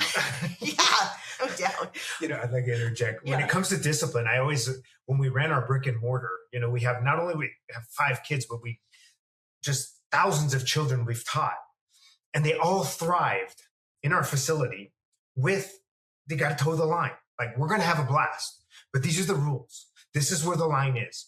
Do you want to have fun with me? Yes. If you break said rule, you need to sit over there, because I treat you like one of my children. If you get hurt, I have to look at your parent in the eye and say, I was not responsible for your child. Do you understand? Yes. Parents would come in like, how do you get them to listen? Well, there's a high enough value in what we do. And all too often when we come in as parents, or sometimes we'll get our hands will be tied behind, we're in the grocery store, don't make a scene. You want to make a scene? That's good. There's going to be consequences about that. But people are too worried to enforce said discipline because they're afraid of what someone else might think or how they be perceived. Or they're just too tired. And empathy. They're just too tired. all those are true. But what you just said, Victor, goes right back to autonomy and being an individual. And, I've said this 1,000 times on my podcast, but research in psychology, and Ken Wilber's mentioned this many times, right, in his book, Radical Wholeness, and in lots of his work. And so is integral psychologist Keith Witt, who's been on my podcast several times and is an excellent psychologist. About 70 to 72% of the world population is still in the child archetype. And the child is oriented toward pleasing mommy and daddy because it has to feel wanted, needed, and valued so it fits in. And this is exactly the problem when you have a world culture, particularly in the West, where we don't have adults that are parenting, adults that are teaching, and adults in the public sphere and the political sphere. What we've got is children. And I must say, when you look at the Abrahamic religions, they're all based on a daddy figure in the sky that lays the rules down and tells you what to do, and it'll burn you in hell if you don't follow the rules.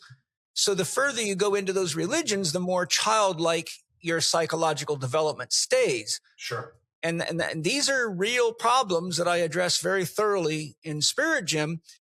And the other thing that I wanted to put on the table, because I think it's very important, is that, you know, trying to avoid injury is a great way to kill life and kill your soul. What you're talking about is minimizing injury that should be minimized because you're a professional at teaching health, exercise, gymnastics, whatever. Sure. And I have to do that. Any gym owner or any adventure guide has to do that. But, you know, most people in the world today are dealing with some kind of a health problem. The problem is they keep drugging it. I coined the term the pain teacher a very long time ago to make the point that when you have pain of any type, physical, emotional, or mental or spiritual, it's there to guide you. It's there to bring your awareness to how you're directing your beliefs and your choices, because it's producing something that's alerting you that it's not working.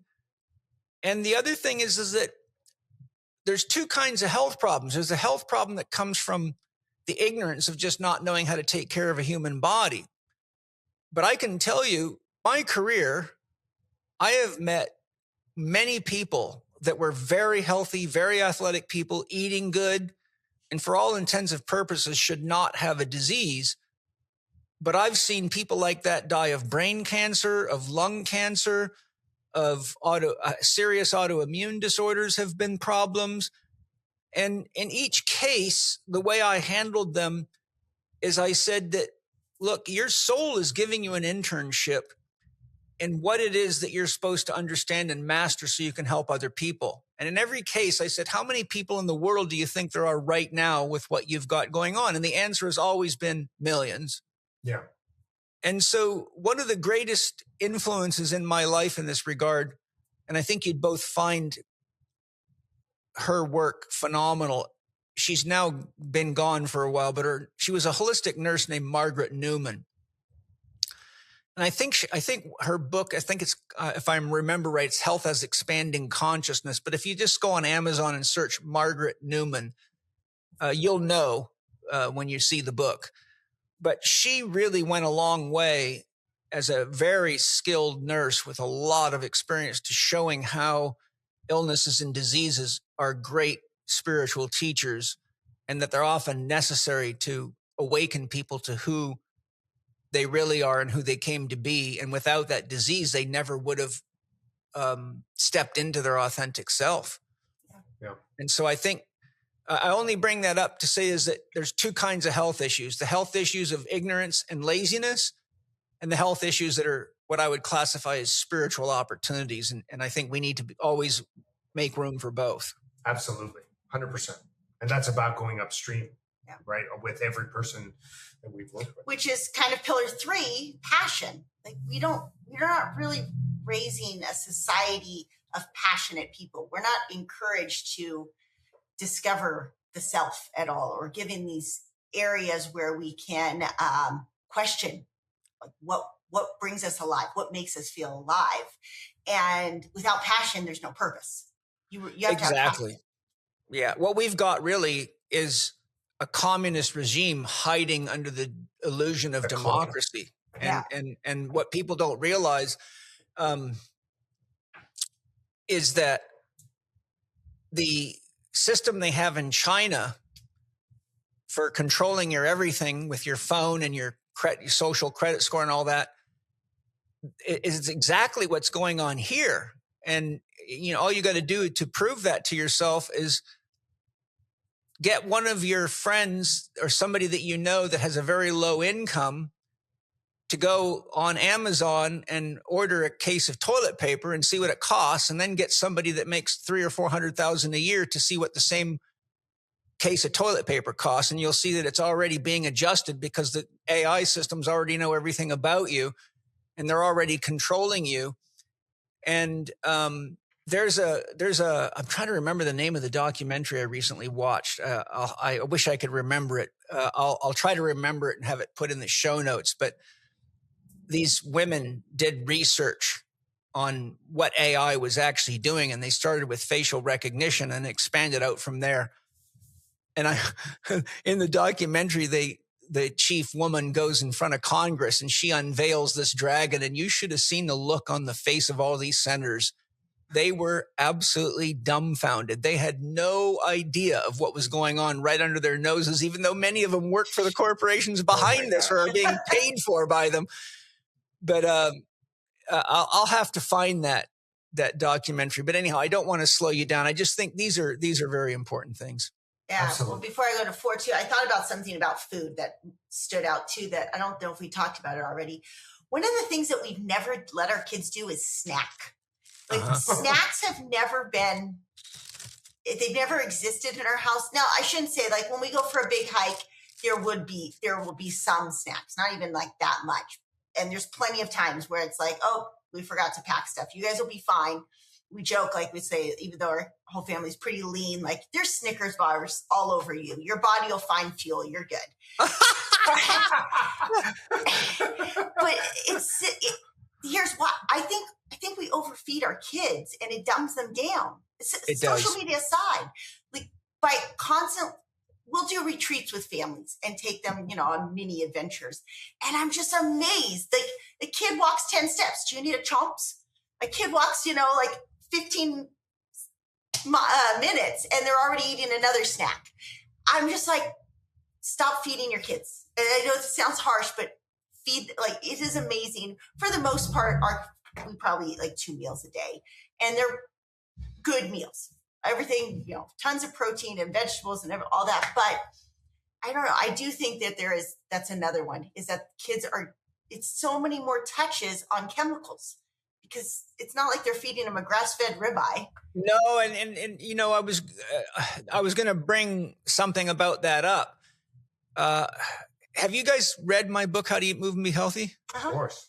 So you see, I show right in there, it takes 52% of the calories you eat just to run food from mouth to anus, just to run the machinery. Mm-hmm. Every single metabolic action in your body, there's 30 billion biochemical reactions a second in the human body based on current research. Every one of them consumes nutritional resources.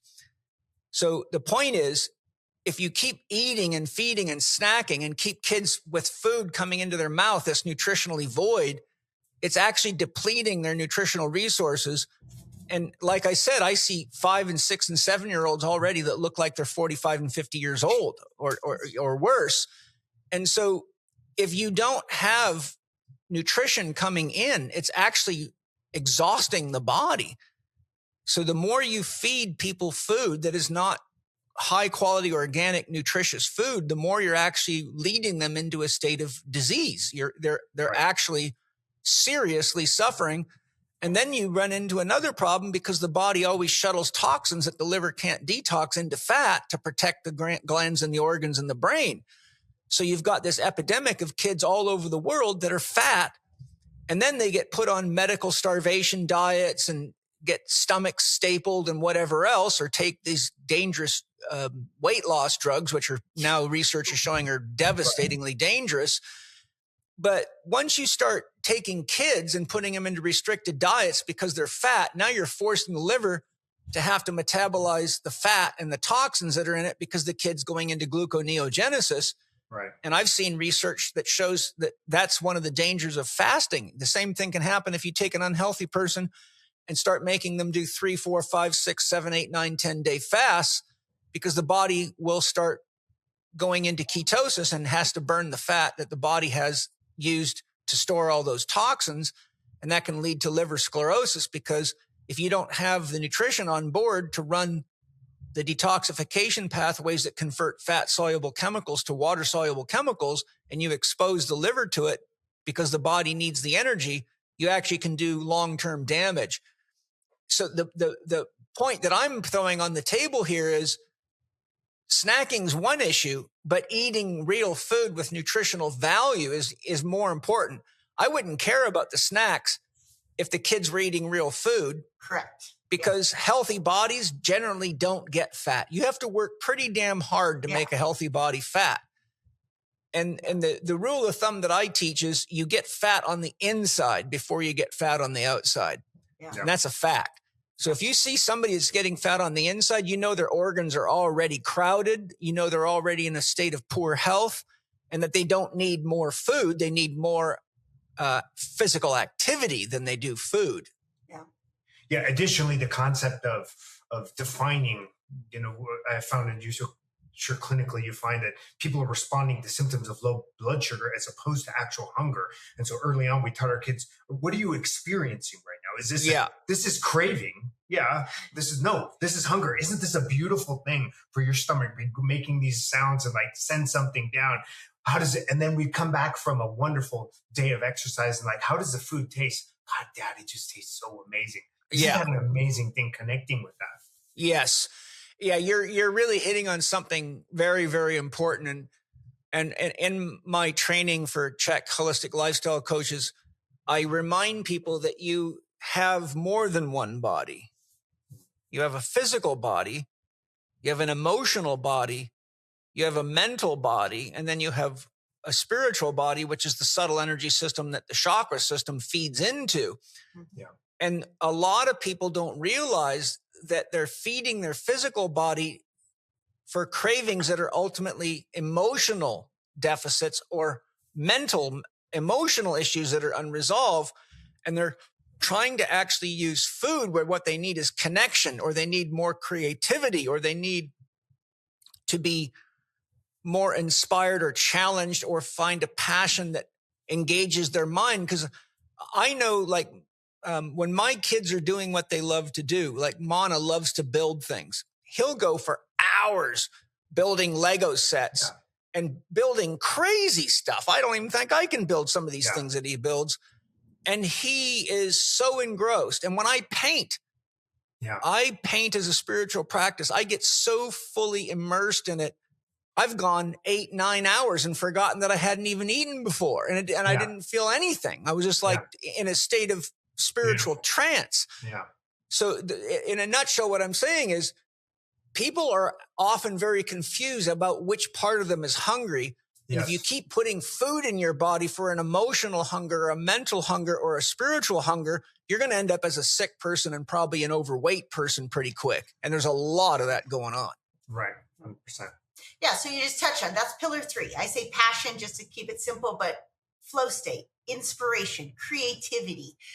Like I do say that we exercise a lot, but if we're not exercising, we're in creative mode. Like today, my youngest daughter and I, we are learning how to quilt. Then my oldest son came over and they're filming videos to create a movie for the film festival. Like that becomes your school. School is really about first physical activity, preparing healthy food, and then having creative outlets. That's our whole day. We really don't have that much more time. Someday we'll have cows to have to go feed in the morning. But that concept of, and then your physical pillar 4 is grit. But really what that comes down to is pushing outside your comfort zone. That doesn't mean every single physical activity has to be that. But at the root, your physical activity, you need to be touching on that once a week, twice a week. Where am I expanding my, where am I challenging my thought process? That's why we're such huge proponents for rock climbing, because there's nothing like when you're out, it's such a safe sport, but you have to push the boundaries of what you're capable of. You have to really observe your thought process along the way and not let it spiral. You sit in that fear first. I don't know how familiar you are with rock climbing, but really. I'm familiar. I used to rock climb, but I had to stop because it was damaging my hands so bad. I kept having to go work on bodies with cuts all over my hand and skin ripped off. And That's not good. I felt if I had to wear a rubber glove to protect an injury, it put a barrier between me and the person.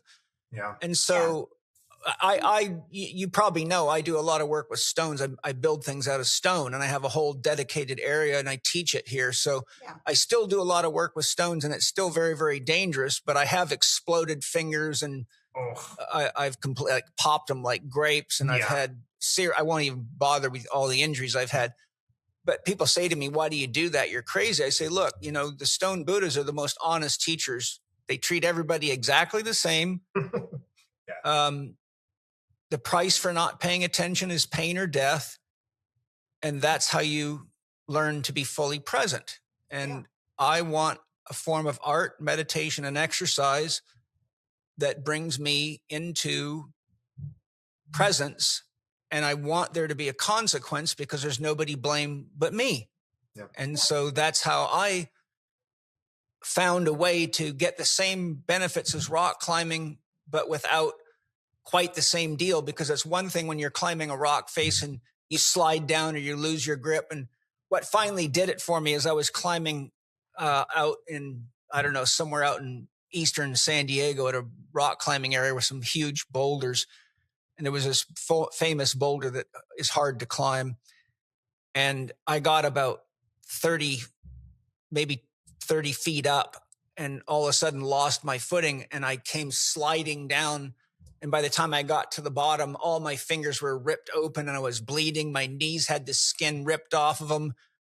And when I hit the bottom of the rock, I hit so hard that my knee shot forward and damn near fractured both of my kneecaps. I was laying on the ground in a state of shock for a few minutes, trying to figure out if I was alive or dead.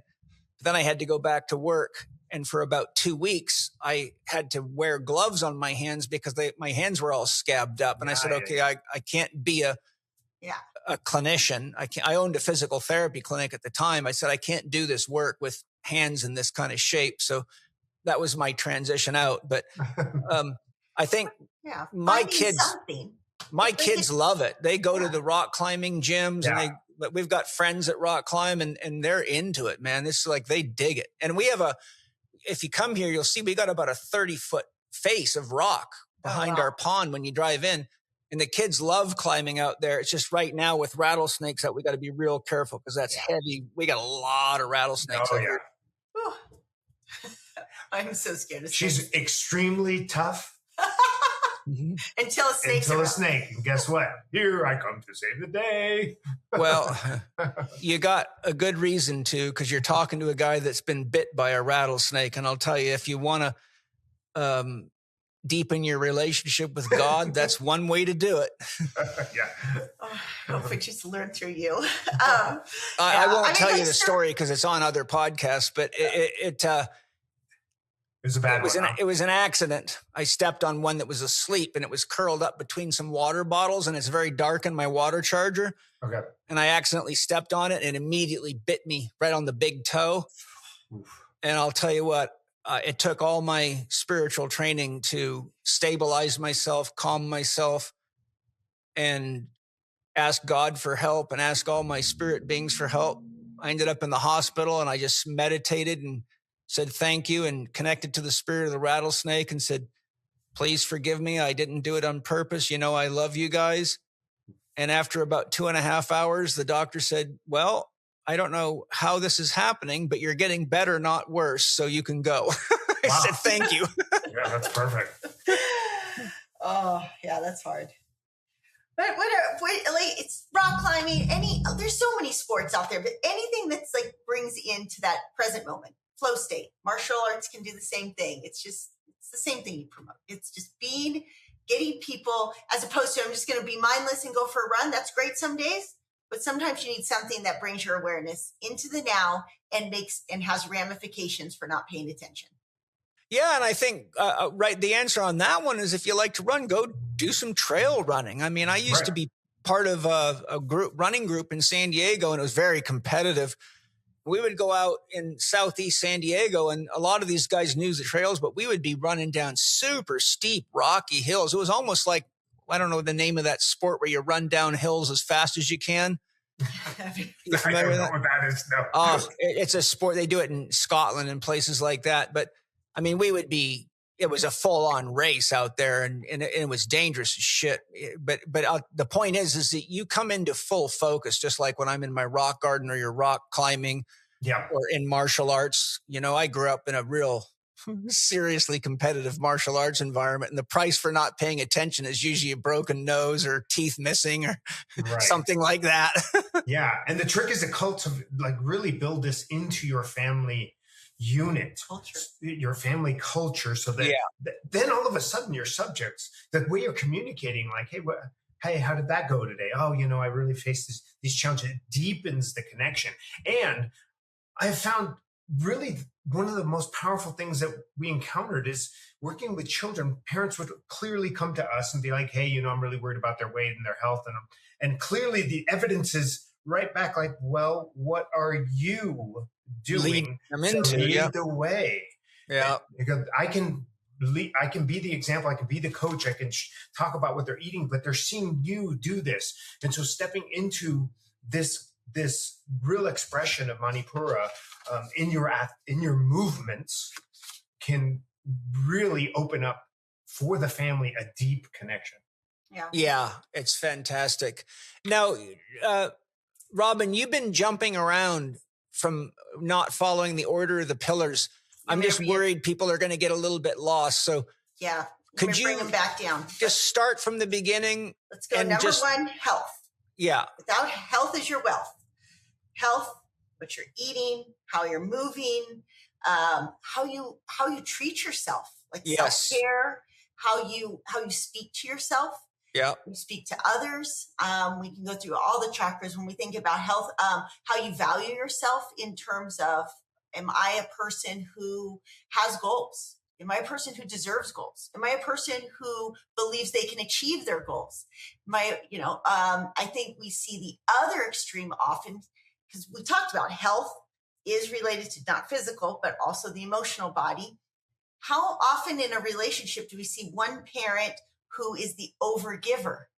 And that creates a whole nother. So sometimes I find this a lot when I work with moms, is that their biggest thing that I have to teach them is that to stop thinking that they're more valuable by overgiving and ignoring their own needs. Yeah. And it leads to a crisis for the mothers, by the way, because and I've found this in many cases of breast cancer, is that it's almost always the overgiving mother. Mm-hmm. But the paradox of it is on the inside, it leads to resenting the very people you love, because psychologically they get a sense of identity by giving. And unfortunately, that's very inherent to Christianity. Jesus was poor, he gave everything away. So you should too, which makes the Vatican extremely rich as a side effect. Right. But the reality of it is that if you're giving things to people that's stopping them from developing agency, then you're creating an imbalance in yourself and the other. And once you reach the point where you resent the people that you're loving on the inside, but pretending to be loving them on the outside, you've got the perfect environment for a chronic health situation or a disease in you. And I've seen it over and over again. Yeah. Because, and a lot of times the parents that are overgivers is because they had this very critical parent who simultaneously didn't provide them opportunities to develop their sense of self through creative hobbies, through passion, through grit. Speaking of my husband here, that's been something that's been central in our relationship forever, because he's the overgiver. He had a critical parent who's like, hey, mijo, I need you to eat the chicken thighs so your brother and sister can have chicken breasts, because they won't eat the thighs. I need you to. And so he grew up always like, I have to give to others to be accepted from my parents. If I give, then I'm a good boy. And all that ended up happening is, it ended up becoming I don't know who I am, so I'm just going to say sure, which we joke is a good thing. But in the end, like that's been the real battle for us, is trying to go like, hey, I don't need you to say sure. I need you to have an opinion. I need you to have an identity. Like, what is your identity? Yeah. Well, the universe did what it does. It brings us together with the people that have the strengths we need. And so I'm sure there's qualities in Victor that you needed too. For sure. And I call that the lock and key fit. Penny's very, very good at accounting and math and business and marketing. And those are things that just are repulsive to me. And I'm very, very creative and very capable of synthesizing masses amounts of information that most people can't understand and showing how it all interacts and how to simplify it down to something that works. And so she learns how my brain works and how I create, and I learn how to manage things in ways that I wouldn't have otherwise learned. And I think that, it's important for us always to realize in a relationship that if there's something we don't like about our partner, there's always something they don't like about us. And so how do we come together and be honest with each other in a way that doesn't reject the person? I think that's what a soulmate is. People always tell me, oh, I'm looking for my soulmate. I'm looking for my soulmate. I'm like, are you sure? Because I'll tell you what a soulmate is. They're the one person that loves you enough to call you on your shit. And if you're not ready to grow up and grow, then your soulmate's probably going to be the first person you divorce. Yeah. And like, think about these pillars we're talking about are making the assumption that there's no marital problems, significant marital problems. Because if there's significant marital problems, you can't even get to these other things because you're just drowning. You're drowning. There's too much anger. There's too much fighting. So we're making that assumption. It's a lot of times for families, you have to just start with the couple before you can even get to helping these families. But assuming these families are fairly much on the same page, discipline was second. Third was passion, providing a space. When this world shifts, and we're not sending our kids to school anymore, parents are, especially moms, are going to have kids in front of them and go, oh my gosh, what do I do with you? Like, I'm used to like offloading you to big government that I shouldn't have. However, now what do I do? And it's like, cool, this is great. This is a blessing. Just talk to them, find out what they're interested in, and then go do arts and crafts with them, read books with them, go for a nature walk, just connect down to the essence of being alive. We don't forget the books, forget the curriculum. That stuff will come. Just let them be curious. And if you're not a curious person, it helps if you become a curious person yourself. So passion. And we'll get to my motto is be who you want your kids to be. So if you're not passionate, if you're not healthy, if you're not a disciplined person, if you're not gritty and you're not spiritual, it's going to be hard. But number 4 was grit. You have to have something that you're challenging yourself, because that's how we develop identity. That's how we know who we are when we you got to find your edges. Yes. I call that looking for your growth edge. Yep. You have to show up for that as much as you can. You're balancing your health with your edges. And then the 5th is spirituality. So our spirituality, can be very broad. Spiritual gym. We're looking for, we want to know who we are, but also in the sense of like, where do I fit in this puzzle? Where's my value? How can we have kids that bring value to the world if they can't do hard things? They don't have identity and they have no creative outlet. They don't even know what sparks joy, what sparks interest. So spirituality ends up being kind of like the umbrella. I mean, I feel like you cover all this in all of your podcasts, so everyone knows, but it's like this umbrella that at the end, I'll say that what started making it really easy is I just would start by inviting my kids to go to yoga with me when they were very young. Like, I'm going to yoga if anyone wants to come. It helped that I was a mom who they actually liked hanging out with me. So they'd be like, cool, mom, I want to go with you. And you go to yoga, something magical happens for them, regardless of how flexible they are, in just the silence and just sitting there and starting to question, wonder, right? It's not so much what you're putting in your kid's brain, it's taking out, creating the time and space for them to have their own thoughts. Yoga was just an easy meditation, an easy way for them to become mindful. Inviting as opposed to, I was a kid Victor too, we raised Catholic and you have to go to church. When you're told you have to go to church, guess what? That's the last place you want to go. Right? Exactly. It's like you're invited. I think that's like the theme overall is I try to ask my kids all the time, like, hey, what interests you? When he talked about gymnastics and said, oh, parents would ask, how do you get them to listen? Well, how do I get my kids? People always say this, well, my kid doesn't want to travel with me. I'm like, that's because they don't you're not fun. They don't, if you have fun, they travel with you. It's easy. Their friends are more fun. I've always been more fun than my kids' friends. So it makes it easy. My kids love to travel, man. They just want to go everywhere. Yeah. But it's because you've nurtured, this is glaring us right in the face. Like, you have to be a gamer. You have to be able to step up. Like, my goal is to be able to teach my grandchildren to mountain bike and teach my grandchildren to ski. And I was late to the party and learning all of these things. But I'll tell you what, my capacity and how I've taken care of my body is giving me the opportunity to do things. And I have that vision going forward to be able to do these things. And there's a lot of people lose track of that. They're just trying to look hot in a bikini for 2 weeks a year. That's just not long enough. That's not long enough best vision that you need. Yeah, well, unfortunately, a lot of the hot in the bikini today comes by way of surgeons. And yeah, of course. That's a shock in itself, unfortunately. Yeah. But anyhow, yeah, so that's a when you shared that outline with me, I look at that and that's a very solid and it's a very solid outline. And Rob and Victor, I think you guys should write a book. The thing is, the reason why is because in our culture, you don't have any credibility till you have a book out there. Yeah, I've got working on it. I think almost done. Yeah, good. Because I think that I could call a lot of my friends. I probably know at least 20 people out there that have podcasts and say, you really should have Victor and Robyn on your show. And one of the first things I'll say is, do they have a book? Yeah.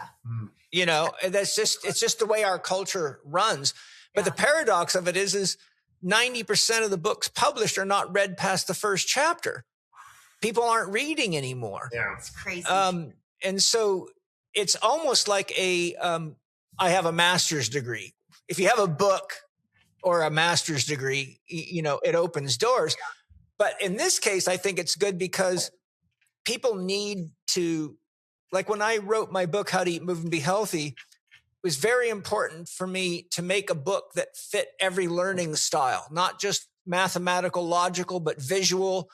I wanted people to be able to see and have a sense of what I was communicating. And I think like one of the most common comments I get is my kids asked me to print out your poopy policeman chart and put it in the bathroom so they could look at their poops. And there's countless thousands of children that were raised looking at the poopy policeman and actually thinking about what does that mean about how I should change the way I'm taking care of my body. And if you guys were able to put these 5 principles in a way that is exciting and simplified so that parents could stick something on the wall and say, here's the 5 principles. And, remember, don't be a chicken shit or, Love it. What's my victim story of the day? Yeah. Everybody has a victim story. Well, Jung said something profound, which I've shared many times, but he said all children are tasked with the unfinished business of their parents' lives. Yes. And I think that this book is not just a book for children. It's a book for parents to realize what it is they've avoided healing and growing into that their parents passed on to them. If mom and dad were bad with money, you better figure it out. If mom and dad were lazy and didn't exercise, you better get on it. Or evolution halts and you just get to relive the story of the family, which is terrible in many cases. So I think what I'm saying in a nutshell is your 100%. Structure is a very good one and it needs to be made available to as many people as possible. I appreciate it. We're on it. Yeah, Vincent. Yeah, it's 100% because I think we covered most of the do this But at the root of it, the reason people can't do that is so much in their programming. Like you said, like we spend, if I work with somebody, I'm spending so much time reprogramming that belief system. Is there anything more that you want to share just to wrap it up? Is there anything that you guys feel that you want to kind of tie a bow on it with, or have we covered what you think's the most important to share? I think this list, let me just run we won't go on tangents. I'll just read through the bullet list because I think this would be a good, It's not poopy police, but it's good questions to run through. So I did write a short ebook a long time ago, Be Who You Want Your Kids to Be, because that was what I had to tell myself when I did try to, not be such a hard ass all the time. And I was like, wait. I got to be more compassionate, connect with them.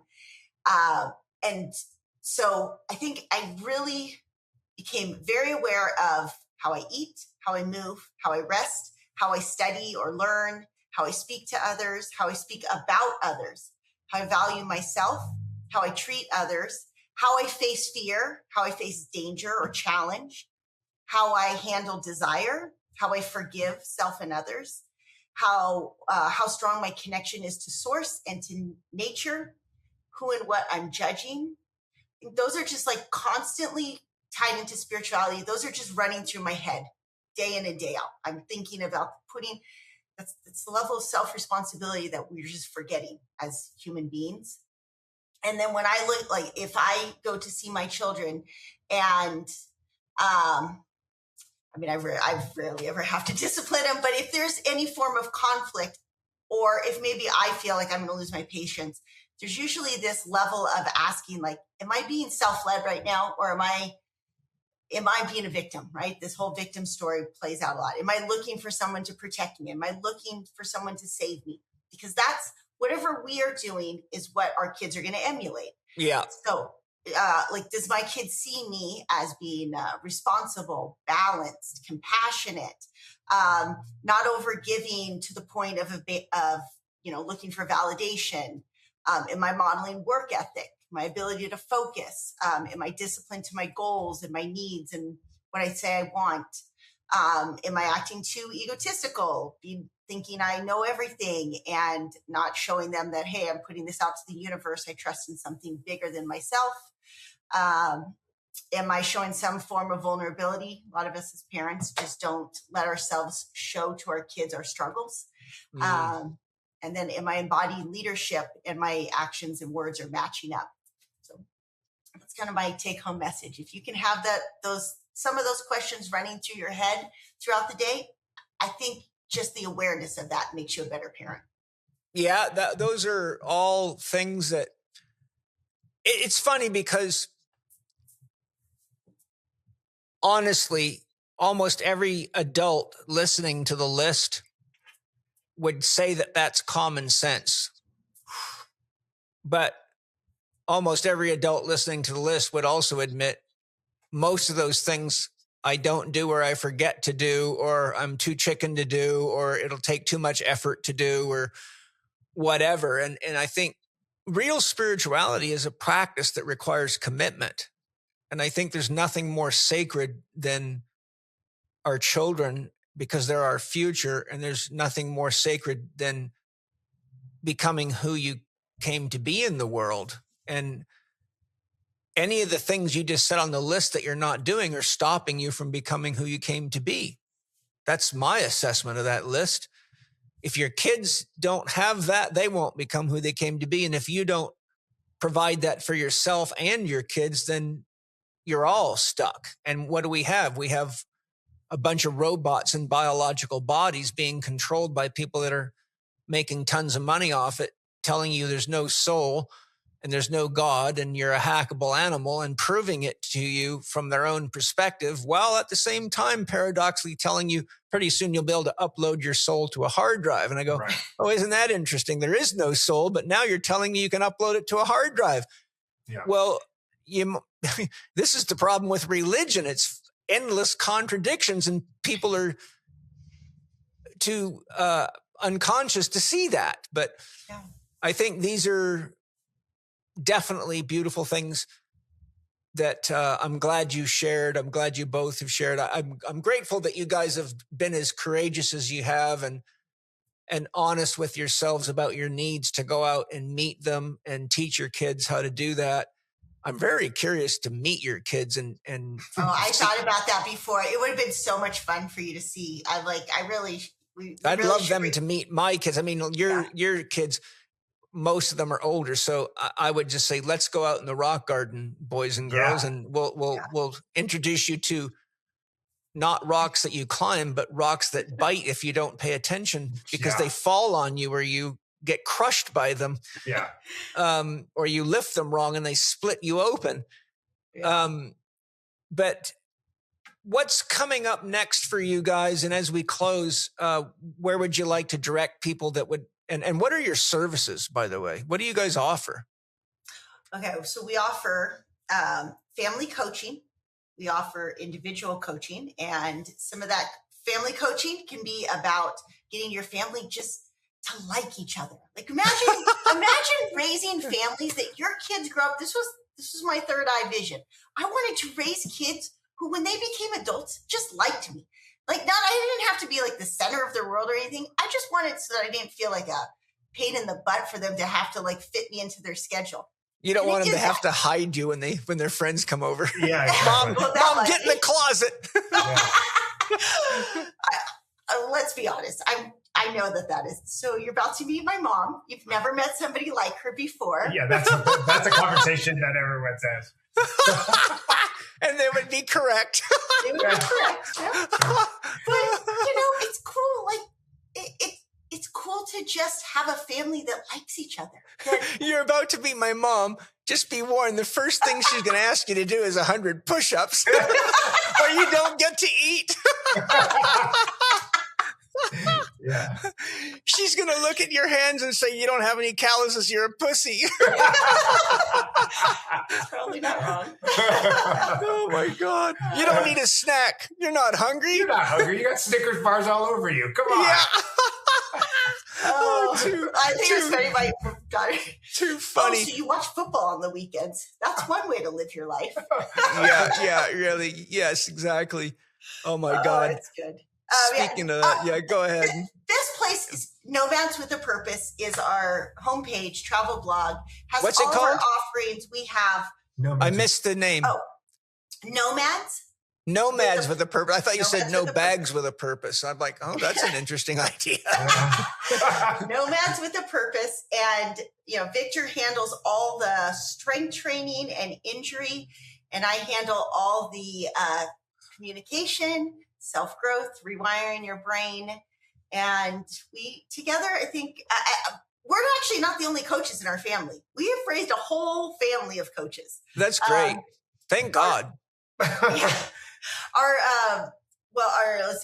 oldest, not as much, although he is fantastic at hacking at how to stay lean, because he's so shredded, and we laugh because he lives off of like $15 a day or something. I don't know. He's I keep telling him, spend more on yourself. No. You don't understand. I have this figured out. It's like he just loves hacking it. Anyway, my daughter Gabby does all the same type of coaching with me in terms of overcoming your self-worth blocks, finding your sense of self.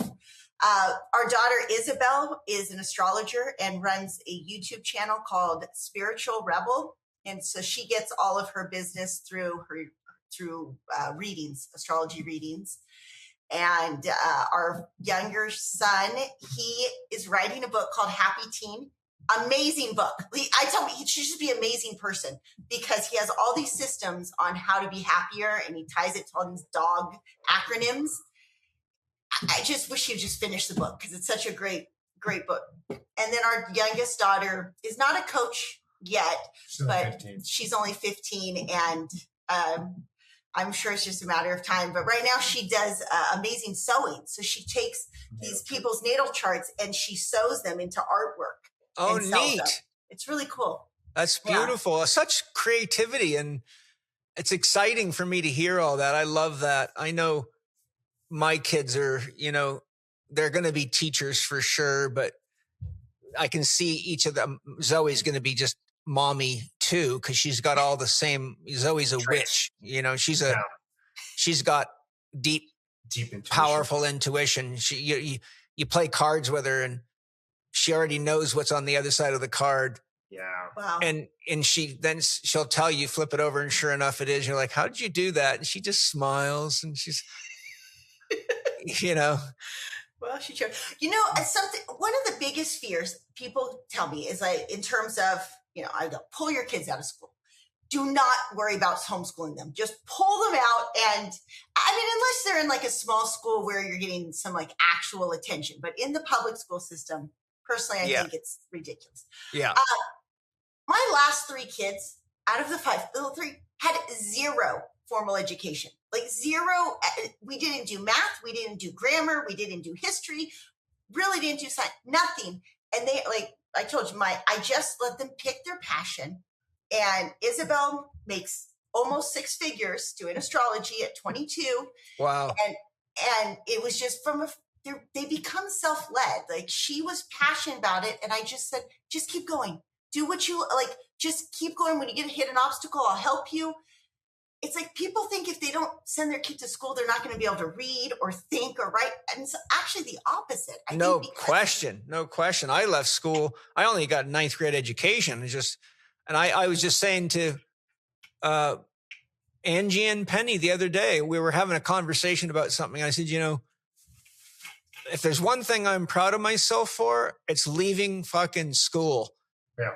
Because I could smell that it was a dead end road, and I would not be who I am, and there would be no Chek Institute if I'd finished school like my friends did. Yeah. I used to get told by so many of my teachers would say to me, because I was a pain in the ass, because I kept asking tough questions. They said, if you're never going to amount to anything. I'm like, you watch. I can guarantee you I make more money a year than probably every one of my school teachers combined.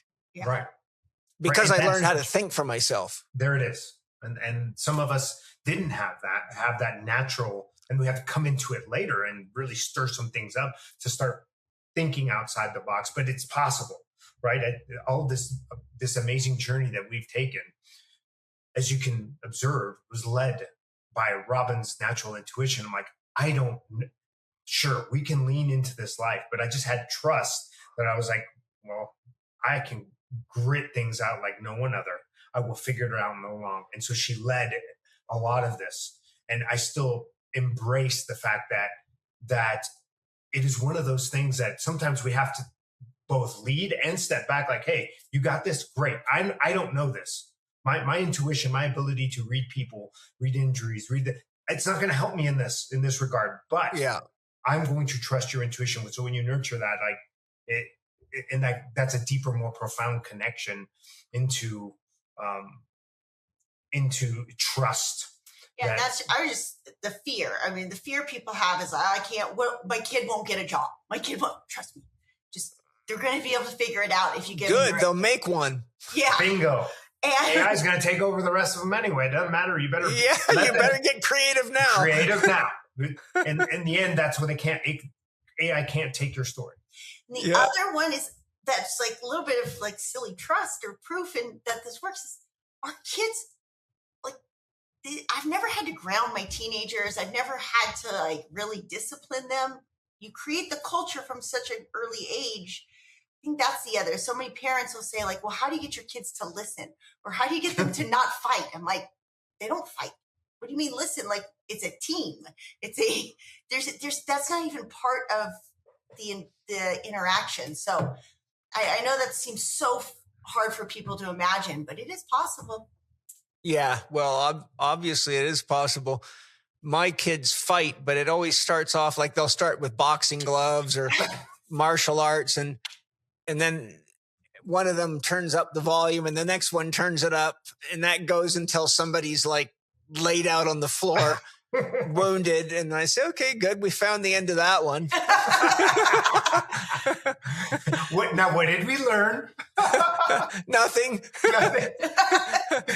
Give me 5 minutes and I'll come back and start it again. Exactly. No, I Zoe's a gymnast and she's really strong, and Mana's he's lean and and he's strong too, but Zoe's just tough as bloody nails. And so he normally gets away with it, but he knows there's a certain threshold. If he pushes his sister, then he meets the dragon. Yeah. And How then old is she's Zoe? an even match. Yeah. How old is she? She's 6. 6, yeah. Plus, they're energetically very different. 10 versus 6, boy versus girl. Actually, she's 7. He's 10. He just turned 10 in February. So I think she's 7 now. I can't remember. I can't keep track of all this stuff anymore, but she's 3 years younger than him. So she must be 7 now. Okay. Yeah. Yeah. It's just different. It's a different stage of development, but nurturing that as they become teens is a really cool thing because then, trying to help them be friends. It's nice that my kids have each other as friends as adults. Oh, these kids love each other. They're just, what was that TV show? You might remember it. Archie Bunker and Archie Bunker. Yeah. Remember Archie Bunker and his wife? Oh, yeah. They're like Archie Bunker and his wife. Yeah. But when they do something together, it's great. Like they love it when we have workshops and classes here because they put up their little lemonade and farm stand, and because Angie makes soaps and cakes and all sorts of stuff from our animal products, and the kids wonderful. Sell that, and they'll make $100 in 2 hours and go celebrate how much money they made. Yeah. So they've already got the whole business thing figured out. That's and great. it's wonderful to learn those things. Yeah, they participate in making soap and making cakes and bread, and everything they sell they make. Yeah, I mean, and so they love it because they're like, oh my God, we can make money doing this. They think this is great. Yeah, and they're putting good things in their body.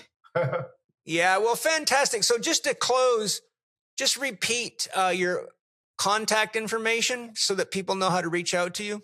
So you can find us at nomadswithapurpose.com. Right. Or you can send an email to Victor at nomadswithapurpose.com or Robyn at nomadswithapurpose.com. And it's ROBYN, right? Yes. Yeah. And we have one-on-one coaching, we have family coaching, we do guided retreats. We have a lot of different courses. One of the big things is we have a course that's $1 only, just to have a little effort to get you to actually do it. But your best life blueprint is something that I think is one of the most amazing offers that we have. And it's so simple, yet so hard for people to go out there and just create their best life. Yeah, that's what I'm working on with people all the time. Yeah. Create a life you're excited to wake up to. It's that simple. And if we have a good relationship with Source, Spirit wants to give you your best life. I mean, it really does. You do, when you're in alignment, you do manifest the right people into your world, the right opportunities. And I think there's such a disconnect between, we say that we're spiritual sometimes, but we don't actually trust in that process. And I mean, today was such a good reminder for me of trusting in the process. Well, that's what I call developing spiritual courage. Yep. You have to have spiritual courage. There's lots I could say on that, but I won't drag us into a whole new conversation. Well, thank you. And make sure you guys let us know if you're out in this area. I'd love to show you what we're up to and visit with you guys, and as many as your kids as you can bring with you. And there's a lot of us. That's all right. Yeah. It's all right. We got enough food. We'll bring the strong ones. Yeah. Well, I'm sure they're all strong. Yeah. Well, great. Well, I'll just say thank you to all the people, all the audience for hanging in with us. I hope you found this share conversation, dialogue as valuable as I did and we did.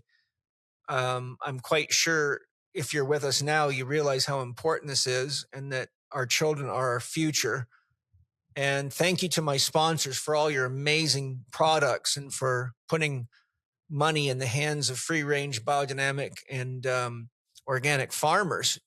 So whenever you buy from the sponsors, you're supporting the earth. You're supporting the farmers that really are taking care of the planet and taking care of you. You're supporting yourself. You're supporting these companies, and you're supporting the podcast with a little bit of that. And that's a big, big win, win, win, win, win. And lots of love and many blessings to all of you guys. And I hope you feel inspired to be more like Victor and Robyn, and go out in the world and really be different, be yourself, take an adventure, don't be a chicken. And remember, fear never makes a good seeing eye dog. So I'll have something amazing for you in my next podcast. And maybe Robyn and Victor will come back again when they come out with a book or something, or we have something else because I could talk to these guys about 1,000 things for hours at a time. So lots of love, everybody. Robyn and Victor, thank you. It's been awesome.